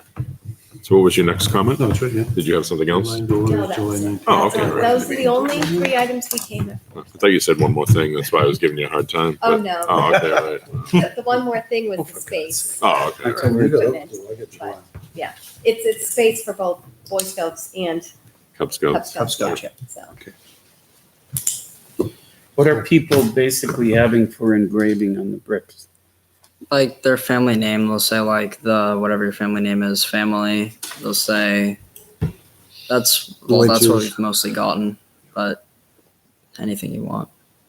I engraved it. Thank you for your service. Yeah, That's the one that's I great. put in. So Thank you. Very good. Okay, We well, did thanks that when again. I was working in Milford. We did it I'll to fill the in ovals what you over need. there. It's all brick with names. Everybody Yeah, donated great. the whole thing. It's great. Everybody walks on me when I'm over there. That's the only problem. Thank you again. Thank you. Thank you. Fantastic, thank you so much. Good night. thank you. We're off to Scouts now. Thanks for coming in. Thank you. You're welcome. Have a good evening. Is he driving yet? Back to the budget review. We're at Personnel Administration. Mr. Brown, What number is that one? 4155. Personnel, Can't get to 4155. that next thing. I just can't get over there now. So I will let you know that since you've been reviewing the budget, one of the things that we just learned was through a listserv. Karen White is on a listserv for personnel directors and finance managers. And someone determined through the budgeting process that you better take a look at your payroll periods in 2020 because it's a leap year. Mhm. And wouldn't you know it, we took another look and we will be running 53 pay periods in 2020. So I have asked Karen to go through the budget and add an additional payroll. So those numbers got adjusted. So what you'll find in personnel administration is, again, this is pretty much all driven by payroll costs. So we have our short-term disability, Social Security, Medicare taxes, New Hampshire state retirement. This thing I hate. 415510. And what we don't have yet would be the unemployment tax Personnel. and the workers' compensation insurance quotes. So those typically do not come in until the end of October, early November. 4155.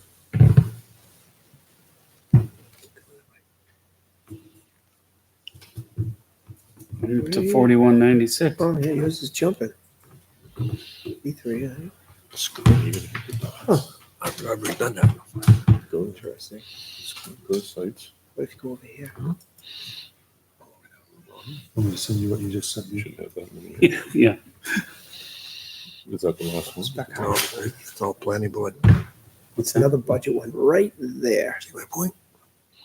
Well, hold on. Good. See if that one has it. I did the same thing. Nope. And, That's bizarre. That's Interesting. so weird. That's all right. I'll use this summary. Sorry, go ahead. Yeah, okay. So the bottom line is that right now you have an increase in personnel administration, 17,806. Does not include any of the workers' comp. The unemployment tax usually isn't much, but those two quotes, the workers' comp's a big number usually, and we haven't received that estimate yet. It won't be an estimate, it'll be an actual. Yeah, because 2018 to 19, it went up almost $6,000.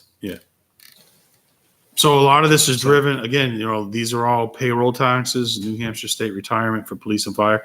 So as you have wage increases either by the union contract or by our performance review process, this is where you see a lot of these line items get increased. It's totally driven by the payroll costs.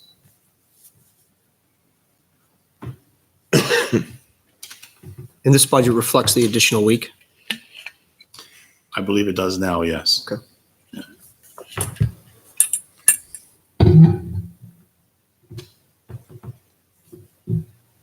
Any questions? Nope. Okay, next item will be insurance. What number would that be? That's 4196. Oh, that's other insurance. Yeah. Is town insurance? And these town insurance, 4196, same story here. I've just left last year's quote, but this is the general liability insurance. Last year we had 60,651. I don't have the quote for 2020 yet. Yeah, I do. It won't be in until, like I said, early November. The insurance deductible line item number 525, we carry $2,000, and that's when we have vehicle accidents, when we have to pay the first $1,000 towards the deductible.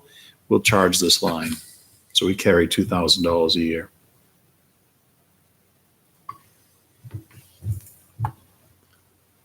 Yeah, once again, it looks like 2018 to 2019, it was $2,100 it went up.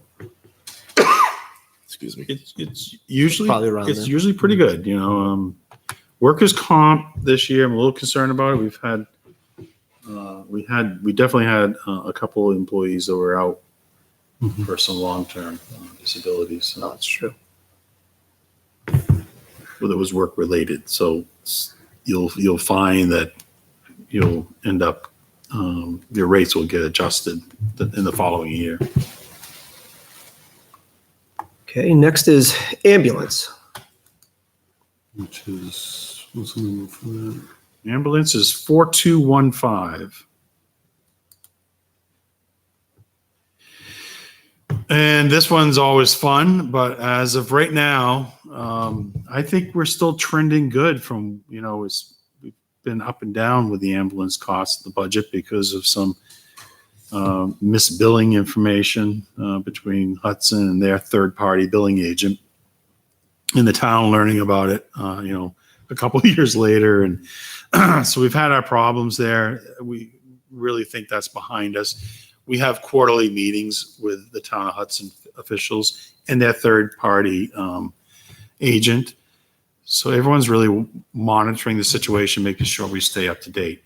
But as they always tell us, the third-party agent, some of these ambulance bills, they can literally take 2.5, 3 years before they actually surface. It's just amazing how they can just get caught in a system and before they actually come up. Especially the Medicaid. Yeah, the Medicare, the Medicaid is really bad, and the there's other ones that create problems. So two things here. One, we have the contract for the service, and that's with Hudson Ambulance, and that contract's based on a percentage of what their approved operating budget is, and then it's broken out per call. So there's a formula that's done recognizing their operating costs and then the number of calls that we have. So I think based on how we're trending today, that we could expect to pay about $57,500 again in 2020. Okay. I don't believe we need to make an adjustment. On the ambulance bad debt, we will recommend that we raise $10,000 again this year. And this is the line that all the ambulance bills that are not paid, we charge those bills to this line to make sure Hudson gets paid for their services. Then we turn those unpaid debts over to our third-party collection agent, which, does their best to try to go out and collect those monies. And then the other part of it, when the auditors come in on an annual basis, they'll review all of our bad debt that's in collection, and they like to see the town write off debt that's, I believe, like 3 years old, older than 3 years. Has that been the past practice? It started to become our past practice. So we've done that action now, I think, 2 years. Now, even though we write the bad debt off, it's still held with our collection agency, and they're still out there actively trying to collect it. Trying to get pennies on the dollar. But as for purposes of our books, the auditors do not like to see bad debt I'd like to see all that bad debt removed after 3 years.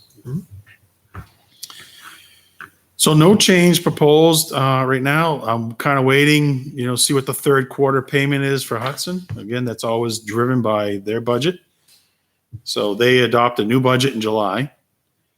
And of course, any activity that we see from July to date. Okay.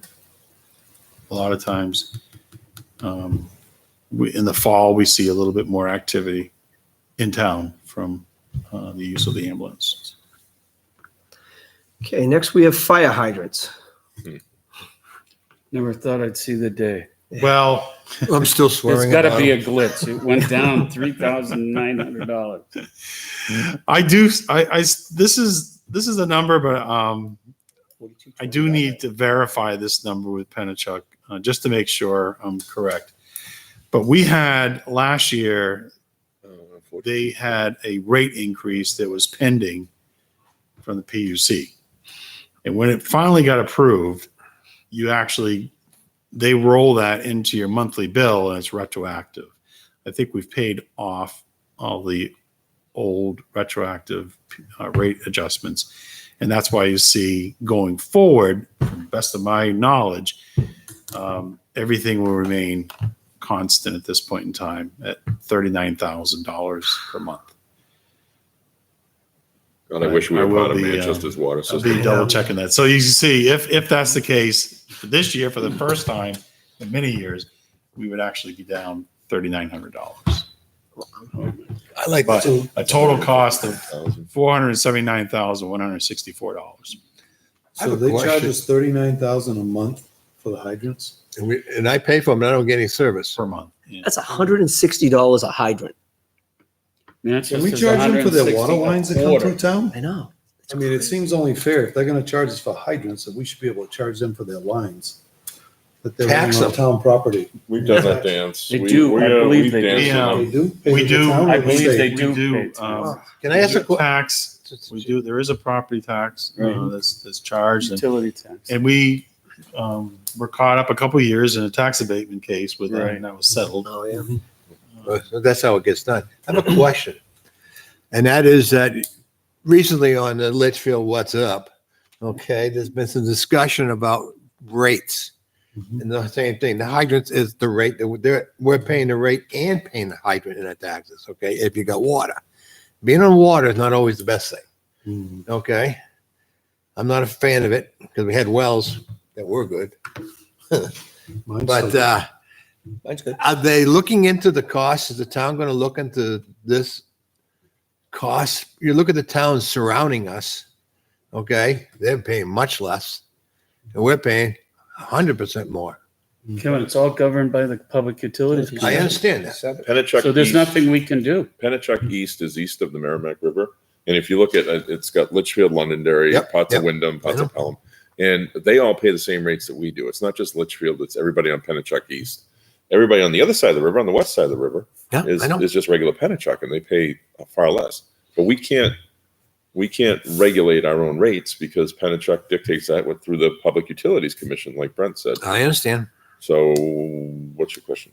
Yeah, Question nothing you is- could do, Kev. And we're looking into why is that group so high? Oh, they'll tell you. The Public Utilities Commission allows them to set that. You could go to the Public Utilities Commission and get that information. Pennachuck actually claims that the Pennachuck East is an antiquated system, and they feel like they've got to put more money into it through maintenance and repairs. And whereas regular Pennachuck has a newer system, so they don't have to put as much money into it. So the water rates are dictated by how much money and how many repairs. And go Hudson into has the system. nothing to do with the rates at all, right? Nope, they have Hudson nothing. took over their own. Yeah, maintenance. Hudson owns their own system now. And our water. They do pull water from our area, yes. As a town, we sold those wells to I know, back in the day. back in the 80s or 70s or whenever it was. Somebody needed money. Private property owners that sold them. Yeah. So We sold the water rights. We gave that up as a town. That's part of the vote back then. Selectmen did that. Okay. The numbers are high. Yeah, I know. It's frustrating because those numbers just don't change. I'm paying for hydrant rental with no hydrant. Okay. And so are you. We're in that group. We're in that group, you Have a know. hydrant, right? But where are you? There's three of us here. Oh, you do now. because We have of to. PFOA, yeah. I think my closest hydrant's in Hudson. It used to be that the users paid for the hydrant, and then we had a vote that it went back to the people. Went to everybody. I don't have a problem paying. So anyway, Okay. Just So- just not getting fleeced. So that number, I will reach out to Pennachuck and just get a verification. With any luck, Discussion. it could actually go down a little bit. That'd be even better. I understand. Mm. I don't see it being higher than what I have in your budget. Oh, I Positive. know. Unless we buy our own water system, we could do that. No, We would have to hire. Next is the general government facilities. Come on, Brent. What number is that one? the next one. Oh, Next to 500? 4194.10. What was that again? 4194.10, general government buildings. Between zoning board and cemeteries. That doesn't. That Oh, I'm gonna leave it alone. getting late. Now, one of the things you'll see is I left the county prison program in this budget. If they come But- back. The program really isn't offered at this time. Mhm. But one of the things that we've seen is the spring cleanup, which this county prison program used to do. That work isn't getting done. So I've left this here this year. It's been reduced, we saw 19 to 750, but Mhm. as a way to, try to do some of the cleanup work. We're still, if you take a look at this building all around it, there's debris that's just laying everywhere in some of our other public areas that really need to have some spring cleanup work done. Fall cleanup. Spring and fall. Yeah. It's probably not going to be the fall. It's going to be spring. And then, so what I've done is the old fire. So then you have your two electric accounts and your propane gas for the town hall, police station, and we're taking, the old fire station. Mhm. So for budgeting purposes, what I planned on for the old fire station, I'm carrying $1,500 for electric. I have no idea what it's going to be. In the previous 3-year average, when that building was occupied, three-year average was $5,900. That's what the average cost was for electric bill. You took a third. So I've cut it down to 1,500. We as you know, we have a radio system that's still down there that you heard Mr. Burnell talk about. And then just the cost to run the heating system. We'll, turn the heating system down to probably 55. And then whatever minimal use of lights are turned on from people going in and out of the building. Okay. And then, you basically have the meter charge just to have electric there. So I think that's a good number, and, we'll see after a year what it really ends up being. One thing to consider, there's 2 meters on the building. We can take one off. We don't have any use in there anymore. Yeah. So Is it there's 2 one meters? service that we now have to pay for. Okay. So if you want me to look at that, okay, because I know it was set up for something else, that was 1 meter. Yeah. We could take that offline. Okay, and that'll save us there. So is the cable studio, is it fed through one of those meters, or it Nope. has its own They meter? got their own. They got their own meter. Yep. Why'd the fire station have 2 services then? It's because of the amount of power they needed for the special washing machine, and they had some other Well, stuff. it's not only that, it was the overhead doors, the ventilation There was a system. bunch of changes that they Yeah. made It's down there. cheaper. Right, Cheaper than the upgrade. ventilation Cheaper to put system, another meter on overhead the building than doors, put Then upgrade the system. Yeah, we did not want to the put a service extractor up. out back, the compressor, and That was all done before, Brent. They added some more stuff in the last 4 years there, and that's why the other meter went. I thought they had it a while ago, Kevin. No, they didn't. No, they didn't.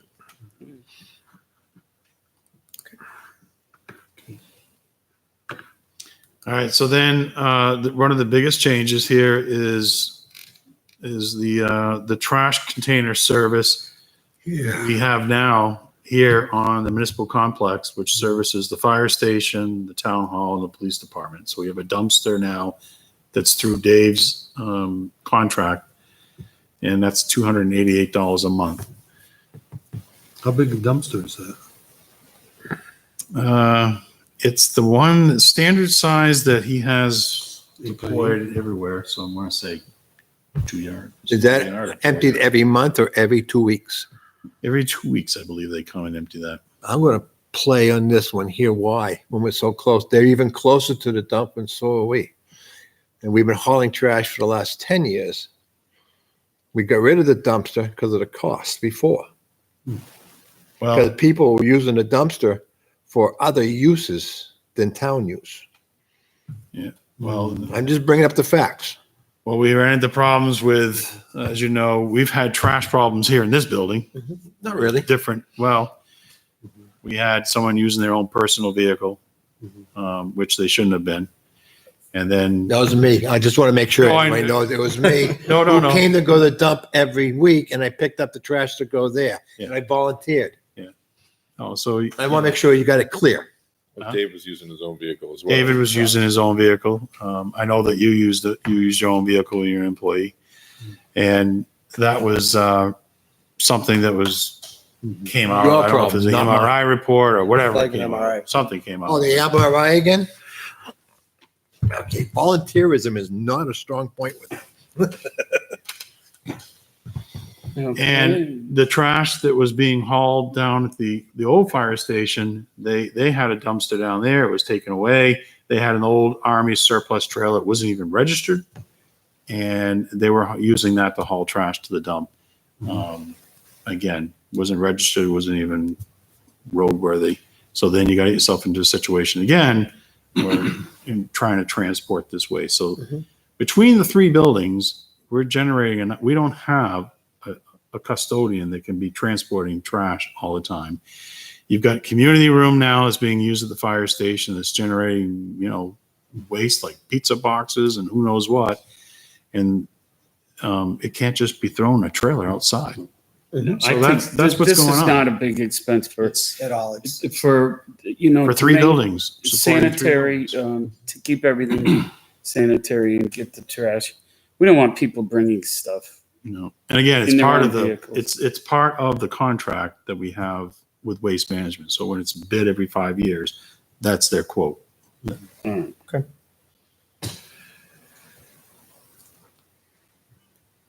So bottom line is your general government is up $5,471. Save $5 in diesel fuel. There you go.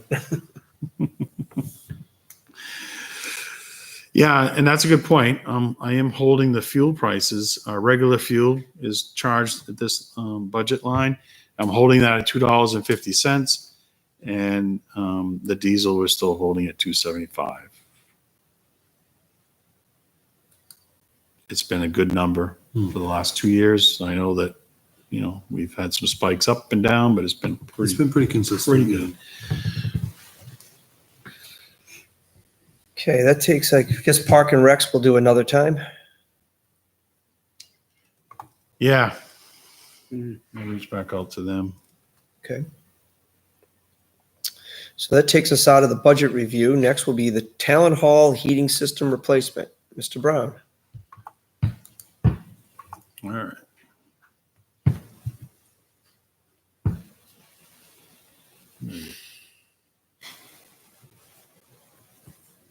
Town hall heating. Okay, so as you've heard me talk about all summer, I've been trying to get some quotes to replace the heating equipment down at Town Hall.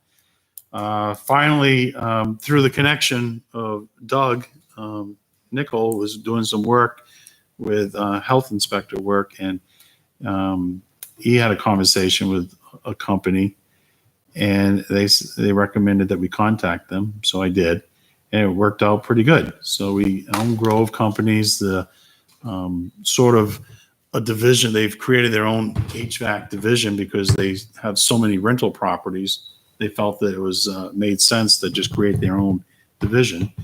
And so they're small, but we're very responsive to, when I made contact and getting us a quote.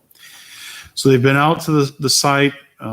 They've done a really good, thorough investigation, research, and came up with a written proposal. You see as it's attached, $41,506.20. This includes a 10-year warranty and everything installed. What we're looking at here right now is at best a 4 to 6 week lead time. If we order this equipment, it needs to be manufactured. So it can take anywhere to 4 to 6 weeks before it can be delivered to site. And the contractor needs about 1 week to prep the site. This is going to put us right around mid-November, have it actually installed and operating. It's going to be a little cold in that building. I really Especially on don't. some of those mornings. I really don't want to install the temporary heating system, but we may. I don't know. We'll have to see how it goes. That was very So thirsty. this will finally solve Well, all the It problems. doesn't do what I really wanted to experiment with I'm sorry. air conditioning and this and that, but it doesn't. The building doesn't have 3-phase power, and this is going to put the same unit that we have there now in place. The unit we have, I think, was over 20 years old. Plus, It caught on fire. It's the same unit, so we just drop it right on in place, connect the ductwork. a two-gun unit? It's a Resnor, yeah. Yeah, same thing. Same exact thing, yeah. They're good units. You get 3 quotes? Well, they are. That's what I was told. They're very, They're very reliable. still popular today, and they're out Yep. there. 6,000 BTU. Can we, Mhm. can we add AC to it in the future, or are we just getting? No, that's it?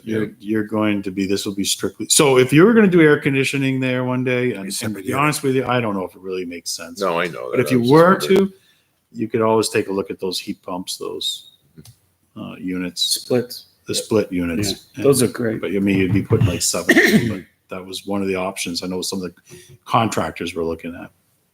I'd like to make a motion.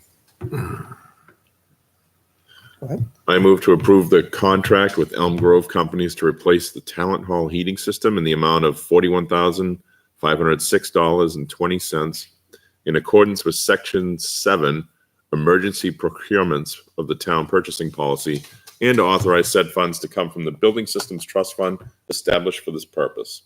Second. We have a motion by Mr. Schaefer, second by Mr. Lemire. Any discussion? All those in favor? I have something to say. Oh, How come it took all year to do it? The system was broke down last year. People didn't get back to him. He asked Terry, Palmer and Sicard, Elm Grove Companies, affiliated contractors, Greg Pelletier, Those and are the Eckhart ones he talked Johnston. to. and none of them You came didn't back. try to- to- Nobody ever came back with a. So I just, I spent Okay. time contracting them, going down, spending an hour going through the building, and I'm asking the question because we were supposed to get 3 quotes. Okay, that's the purchasing policy, if Yeah. I recall. Well, that's why I said Section Okay. 7 emergency. I understand procurements. why you said that, Troy. Kurt. I just felt that, okay. can't get people to reply, we can't get 3 quotes. I did, That's you the know, tough I part. did, I did the best I could. It's It's- people. I think I it should be, understand. it should be I understand. clear to the record, this isn't my job. Exactly. So I, Yeah, you did what you but I did. volunteered Yeah. to help out the We don't best I have could. Troy, I'm not criticizing. I'm criticizing. I just want past board people interactions and stuff. that are listening, because it almost sounds like it's my fault, Polite. and I did the best I could. No, you've been working on this for a while, and Troy, I absolutely do Working not blame you for any of this. This is, you did a lot of work, and I know This is a this. board issue that shouldn't have gone this way. That's how I feel about it. Okay? actually, Done. it's not a board issue, but that's Done. right. We helped them. All right, let's take a vote. Okay. All those in favor? Uh, Aye. All those opposed? Nope, I'm not opposing. All those abstained? Motion carries 500.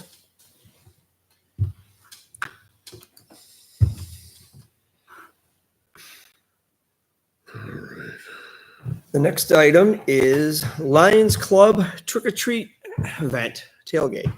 They did this last year, didn't they? Yeah, it's been a few I think years now. I think it's been 2 years. The Lions Club organizes a tailgate trick or treat event right here at the municipal complex. Obviously, with the more parking space this year, it has the opportunity to be bigger and offer more. Nice. And the Lions Club reached out to me. They are working with police and fire, and they want to go ahead and hold this event again. It would be on Halloween, and between setup time and cleanup and everything, it would be between 5 and 8:30. And just wanted to make sure that the Board of Selectmen would authorize the use of the town land. I move to authorize the Litchfield Lions Club to organize and promote the 2019 Lions Club Tailgate Trick or Treat event at the municipal parking lot on Thursday, October 31st from 5 to 8:30 p.m. We have a motion by Mr. Lemire. Do we have a second? Second. Multiple seconds. Third Give and it to fourth. Mr. O'Leary. All those in favor? Aye. Aye. All those opposed? All those abstained? Motion carries 500. They do a lot of nice work there. They do. Yes, they do. Yeah. From what I hear, this is a great event. Yep. Okay, next item is municipal complex parking lot snowplow contract. Mr. Brown. All right, so we reached out. Dalton Farm currently has the contract that he plows all the school parking lots. So we reached out to Dalton Farm and had them come and take a look at the police and town hall and the fire station parking lot. They have given us a quote of $19,000 per year. It would be paid in installments, monthly installments, starting, I believe, I have to open it up, but I think it's October. November, December, November and January. December would start. And so $3,166 per month and so we were looking at, I really didn't think that we were going to be looking at this much of a cost, but the more I talked with Kevin Brown and really understanding what's required, you basically committing a piece of equipment and manpower to this facility. There, when you have 1 inch of snow, the contractor is going to be here and Does that include the walkways and everything? It did not include shoveling the walkways. So, yeah. So we were planning on, we would still do that. But what this really does, if the board approves this, we're looking at trying to do this for 1 year. And just so that the staff that we have this year can focus on the roads. And then we try to figure out what we want to do with this in the future going forward. There's a lot of options. You could, one, obviously I'd like to have it, if we're going to continue to contract it, I'd like to have it go out to bid. Possibility we could try to wrap in the sidewalk plowing in the bid and you really, get it out there and let the local landscapers all throw a price at this. So this will come out of the highway budget? It would come out of the highway budget. Just to put it in perspective, the minimum payment that the person that does the sidewalks, I think that's $8,500 is the guaranteed payment that they receive for doing the sidewalk. So for doing all of this parking lot, no more than 1 inch accumulation is kind of is what gives you an idea of what's dragging the So you're price. talking this and the fire department or just This and fire. Nice. So the whole. And, complex. and, That's and good. the contractor has a piece of equipment that they're, from what he's telling Kevin, would dedicate to this parking lot. Nice. All right. Now, this is paid whether it snows or not, right? This is a It guarantee. is. It's a guarantee. Guaranteed. You have to do that. Yeah. You have to do that. That's common practice. The Yeah. same with our sidewalk, Yeah. the same thing, you know. Anything. So I would like to do this for 1 year and then we just reevaluate, reassess and see how we want to proceed next year. At least we know we're covered. It helps us from a manpower standpoint too. Yeah. Yep. Can I make a motion? Yes. I authorize the town administrator to approve the municipal complex parking lot contract with Dalton Farm in the amount of $19,000 in accordance with the town's purchasing policy, section 6-E, purchases that can be procured through governmental agreements. We have a motion by Mr. Schaefer. Okay, I'll second, but we just need to change not I to to. T-O. Motion to authorize the town administrator. Okay? Grammar. Okay, we have a second by Mr. Lemire. All those in favor? Aye. All those opposed? All those abstained? Motion carries 5-0-0. Next is the municipal complex sign, Albuquerque Ave. Mr. Brown. All right, so the fire department is working right now with a vendor and doing some signage over the new fire station. And one of the problems they're having, I know Mr. Lemire has been talking about this a lot, but believe it or not, people are having a hard time finding out how you get access to the fire station. And so we'd like to upgrade the sign so that it clearly represents that the fire station, police station, town office is here. So this is not, if you look at the attached PDF, It doesn't come in red. this is kind of the layout. We just haven't figured out the color scheme yet. There would be 3 boxes: fire department, town hall, police department. The box, fire department would be red, police would be blue. We don't know what town hall would be yet, whether it be white or beige matching. Would the you town still have the office town building. seal like the old? You still have yeah. the town seal, yeah. Okay.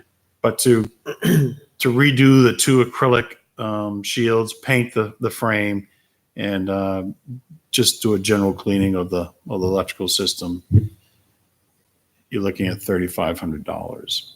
Okay. So One I color. asked There was what's wrong original- with the old sign? The sign that's out there? Doesn't Doesn't have have fire fire department. we wouldn't tear the Just sign says- down. This would be only It to, just says town hall. this would police. just be an acrylic, just to replace that Red acrylic, really doesn't look good. that blue section.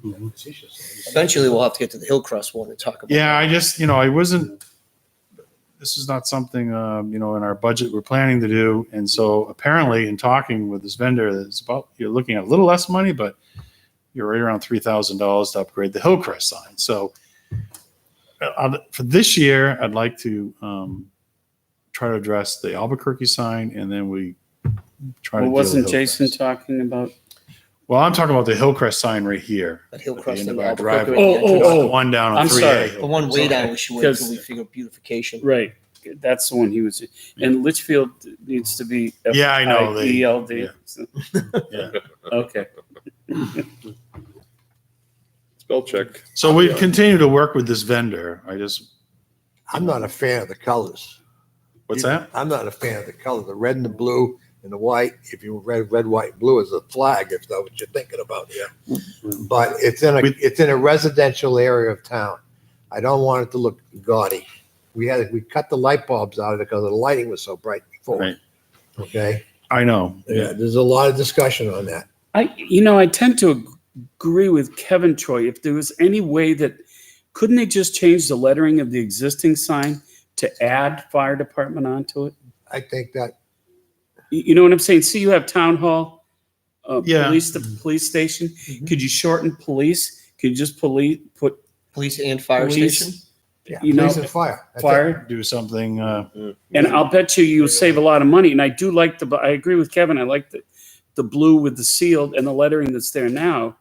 It's, yeah, And the other thing it's too, classy. It adds a nicer, and the other side, you need directory signs once you make the turn. Okay, you need to put small directory directory signs. So, yeah, signs. Yeah. they're only up about 3 feet. Like the post that Yeah. Jason showed Okay. us, you know. you mean That's to cheap. point Point in which the direction. direction. But once you get in the Right. road. I think that's how this started, Yeah. that they're working with that vendor to get those directional signs. They're the And then best. he was Yeah. saying, he goes, well, what your problem is too, is your main entrance sign doesn't Correct. say fire department. So- The thing is also, have you Big checked one. the prison, Troy, for the signs? Mm. The prison does beautiful signage. Do they?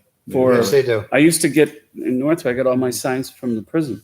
I don't know if they do the acrylic though, the internal, No, this but would have what to I'm be saying is acrylic. the acrylic is one thing, but once you pull into the driveway, you could have smaller signs Oh, done you by mean the that. But prison. directory signs that can be Like, made like by the Kevin's prison. saying, fire department with an arrow, town hall straight, police Yeah. cocked over Yeah, there, yeah, right. on smaller signs going up Liberty Way. Yeah. They And do- those you could get at the prison for, they're not expensive at all. Matter of fact, you can be as creative too if you give them what you're looking for. Simple.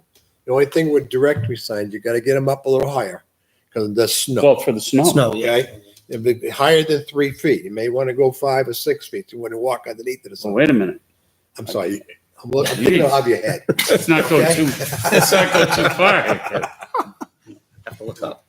So, Yeah, you're All right, more well, smart than I got. yeah, I'll Let bet me, you, Troy. Let me, that, I could think just- that's good input. Let me see if Yeah. there's just a cheaper, Make you some know, just a dollars. way to just modify the sign that's there by just adding fire. To just put police and fire or Yeah. something like that. Yeah. Or police department, fire department, abbreviate fire department I don't use it. and police department. And they do have a big sign on the front of the building there. Yeah, so I know. It's hard to miss that. And as for the sign on Hillcrest Road, you can use that as a directory sign idea too. Mhm. Okay, because we got it lit, but that'll be that Yeah, you lit could directly from probably Litchfield just Park add Road. fire into that one too. Think again. All right, well, we'll You'll see the continue. big red building at the end. Yeah.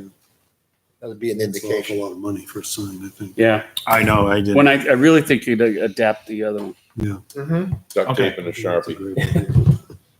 All right, well, we'll get another rendering and, Yeah. you know, the sign it does, when you get up close to it, you'll see the black paint and all, it needs to be. So you got, yeah, we had talked about Edge. before it needed to be redone. Maybe we can find a local painter to donate some paint. Oh, there you go. I'll see if I can find one. There's another. I don't think we have any in town, do No. There's another one on Route 38 too. Hmm. I know of. All right, It's feel Dave Costa. we? Let's feel we- All right, next we have Litchfield Landing CDBG application. Mr. Brown. all right. Let's see if I can explain That means this one. Community Development Block Grant Funds. I learned that today. Thank you. So there's Joya Hughes, who works for Compass Management Company. They specialize in writing grant applications, and this type of grant application, as you said, is Community Development Block Grant. And only towns and cities are eligible to apply for CDBG funding. However, Litchfield Landing, which is a manufactured home park on 102, because of its status, it would be eligible for this funding. The town would have to be the applicant on their behalf. So Joya has been working with them, it sounds like, for some time. Condo. The problem is that they have a private water system, which is very old. They really don't know, no one has any as-built, so they think it's a mixture of different types of pipes, and they're losing 300 gallons a day. And this program, this federal grant program, is specifically designed to help projects like this. The first step is to get the assessment. So they'll do it in 2 stages. You apply your grant. If you get funding, that gives you money to go out and hire an engineering firm to go out there, do an assessment, come up with a plan to upgrade the park system. And then you go on to apply to get that construction money. So what what Joya was asking is if the town would be willing to be the lead applicant. She would handle all of the administration work. We would be the applicant, and we would, the funds would come into the town, and we would have to then write checks and send the check out. Yeah. She said 2 payments maybe. We would have to hold the public hearing. There's a public hearing that's required to actually seek permission for the town to apply for these funds. And then if awarded, we'd have another public hearing to accept. So we would have a minimum 2 public hearings just to get this funding. And to clarify, this costs the town no money. It would cost the town no money. I mean, there'd be a little bit of my administrative time. and, Time, correct. Right. I'm not sure about It's a grant. It's different than other, The MRI. because it is a block grant. Yeah. But it's only for, I never realized, I had forgotten that we I had didn't know areas. associations could be eligible for it through the town. Yeah, well, but it has to be a certain socioeconomic income Right. level. And I didn't think we have It's the Hudson River. any, and I forgot about Route 102. Yeah. The trailer, We always forget that's part of the field. right, Right next to Hudson Rental, Bob. Yep, yep. Durlon Drive. Yeah. Okay. Bob, it used to be Hillsborough one at the time. Oh, okay. Okay. All right. Okay. They bought it and they came up with a name. Okay. So as of right now, there's only $12,000 available for engineering studies. They think that there may be more money available in 2020. So as a group, they're still deciding on whether they go for the planning money this year, which is capped at 12,000, or they wait until the start of the year and go, and they think it might be 22,000. But at the very least, they just want to make sure the board would be comfortable with being the lead applicant. They're giving us like a 30-day notice to do this too. Yeah, I mean, it's not like, we have to have 2 public hearings between now and then. Would it be through the selectmen meetings? no, or- I think I told her, I said, well, that's kind of tight, but she thought that if they do go after the funding in 2019, we'd have our public hearing, I guess, the end of October, our regular meeting. Okay. And then I don't think there'd be another public hearing this year. We'd Until wait the for paperwork award. goes through that goes to the function. Yeah. That's gonna take a while because the money be going to a wall. Yeah. Mr. Chairman, I move to authorize the town administrator to work with the residents of Litchfield Landing and their consultants to prepare and submit a Town of Litchfield Community Development Block Grant application on behalf of the residents for engineering services. We have a motion by Mr. Lemire. I'll second it. We have a second by Mr. Lynch. Any further discussion? Do we have a water engineering company in Litchfield that can do this work? Or I would like to see it stay in town if we're going to get on board with it and support it. Yeah, but if Possibly. you have grants, you have to follow the federal guidelines. Yeah. You may So, have to, they will have to Penachuk may be able to step into Have to that. bid it, They yeah. have to. Right. Okay. Bob, in that case, I think Penachuk, who owns the water system going by, Mhm. okay, may assist in doing something with that. Yeah, they could. They got the whole thing and they have the water engineers on board, Yeah. okay? Because the hydrants end, the water line ends right at the park. It doesn't go any farther. Okay. All those in favor? Aye. All those opposed? All those abstain? Motion carries 5-0-0. Next is the administrator report. Mr. Brown. Just wanted to let you all know. Tell me what happened. Sorry about last week. Not much notice, but I was out there enjoying Musquash Conservation Area on my mountain bike and my neighbor, and unfortunately, Good, you just did it in didn't London. maneuver around a rock correctly and ended up fracturing the C7 vertebrae. So I guess I'm going to be looking like this for at least 4 to 6 weeks. Feeling a lot better today than I was last week.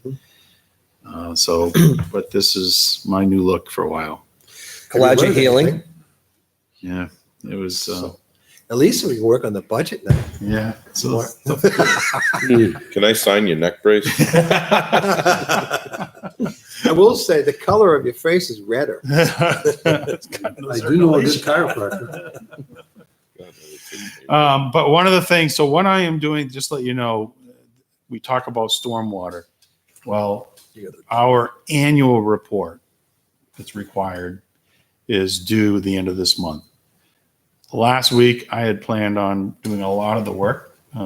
So I am under the gun and will be focusing every second of my time I can this week on MS4. So just to let you know, if you call me and asking for stuff, whatever, you're going to be put on a lower priority because I need to get everything done and submitted September 30th.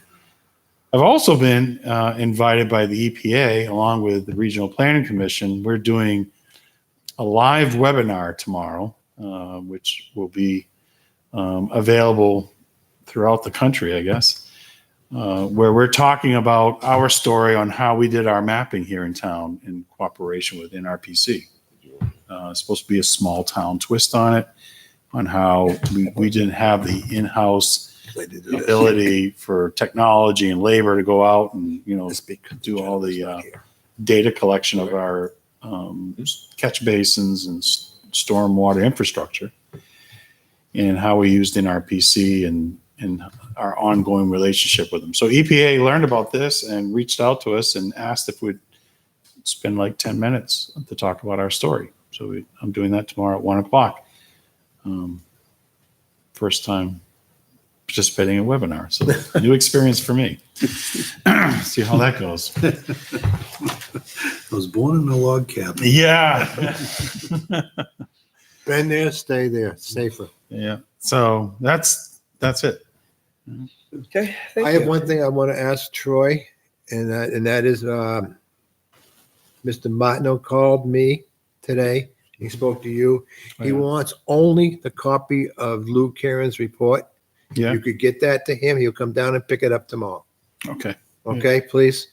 I don't have a report, but I have an email exchange of his assessment. It's the same thing. Yeah. Same idea. That's all we're doing. He's looking for something. He spoke to we you. did. He called me. We spoke I last know Monday. last week you've had some issues. Right. So it's a new week. Let's see what we can do. Okay, next selectman report, Mr. Lynch. I have nothing to say. I did not make it to the planning board meeting, to a health and last meeting as well. So I did not go. I understand it went well. On the planning board, that was the subdivision on Hillcrest Road, talking to the applicant. That's all I did. Mr. Schaefer? Well, from last week to this week, we didn't have any recreation meetings. We should have one tomorrow night. Perfect. From a conservation committee, our next meeting is next week, so I have nothing to report. Mr. Lemire? Nothing to report. Mr. Larry? We meet Thursday night in the budget committee. So that's getting rolling that season. One other note is that Linda Peoples, who coordinates the food pantry, had put out something on Facebook. I don't do Facebook, but my wife does, and she told me about it. In need of donation items, everything from toilet paper and toothpaste to condiments. I reached out to the selectmen, and all the 5 selectmen have decided to kick in $25 to buy items for the food pantry. And if there's people in town that can do that, it's for a good cause. It's a good economy, but yeah, 25 each. It's a good cause. The economy's going well, and some people are doing well, but there's still some that are struggling. So We it's still have a nice lot to- that are under-resourced. Yep. So it's a good thing, and they do a lot of nice work there, and it goes unrecognized. So kudos to you food pantry people. That's it. Okay, we have no items removed from consent. We have no other business. We do have a joint meeting with the facility tour with the budget committee on Monday, September 30th at 6:30 PM. We're going to be doing solid waste and then the old fire station. Our next scheduled meeting is October 14th, but however, that is Columbus Day. So, October 7th. well, we could do on October 7th if the board would like to. That 2 weeks or 1 week? That would be 2 weeks. We're meeting next Monday as a joint meeting. It would be the week after that. We could always say, as we have in the past, if there is enough on the agenda, we'll have one on the 7th. If not, we could just not meet until the 28th of October. And that's fine. Will we leave it up? We have all our, Yeah. You want to leave it up in the air? all our Yeah. department budget things Yeah. taken care Yeah, of. they'll We'll take have that care done. of, so. Okay. If Troy needs Yeah, us. we're going to be meeting with budget committee, so Yeah, if you need us to meet, we can meet. So right now, we'll say the next formal meeting is the 14th of October, but if need be, we'll meet, I'm sorry, the 28th of October. If need be, we can meet on October 7th. Okay. So I'll just work with the chair and if stuff comes up, we'll have to make a determination if we need a meeting or not. Perfect. And just keep us in the loop, what's going on with stuff. Yeah. No, fire department open house. Oh, yeah, we do have the fire department open house. That's what, October 5th? Saturday, the 5th. But Friday night's the parade. 1 to 4, and the parade is Friday night, the 4th. Mhm. I think it begins at 6:30. I think it's Yeah, I at the don't- north end this year. Is it? Starts, it goes north Yeah, it first finishes, and then it goes south. Do we know the route? I have no. They normally start at Small Tube. Right, and then they go, All the way down to where? Page? they go on a whole boat Yeah, they of go streets. down All in and out of a lot of neighborhoods. Yeah, Tough routes. Good. they'll probably have it in the HLN. Yeah, they usually post They the route. usually post the route. Good chance to see your new fire station. People, come on out. Definitely. Yeah, on the October 5th. On the 5th, yeah.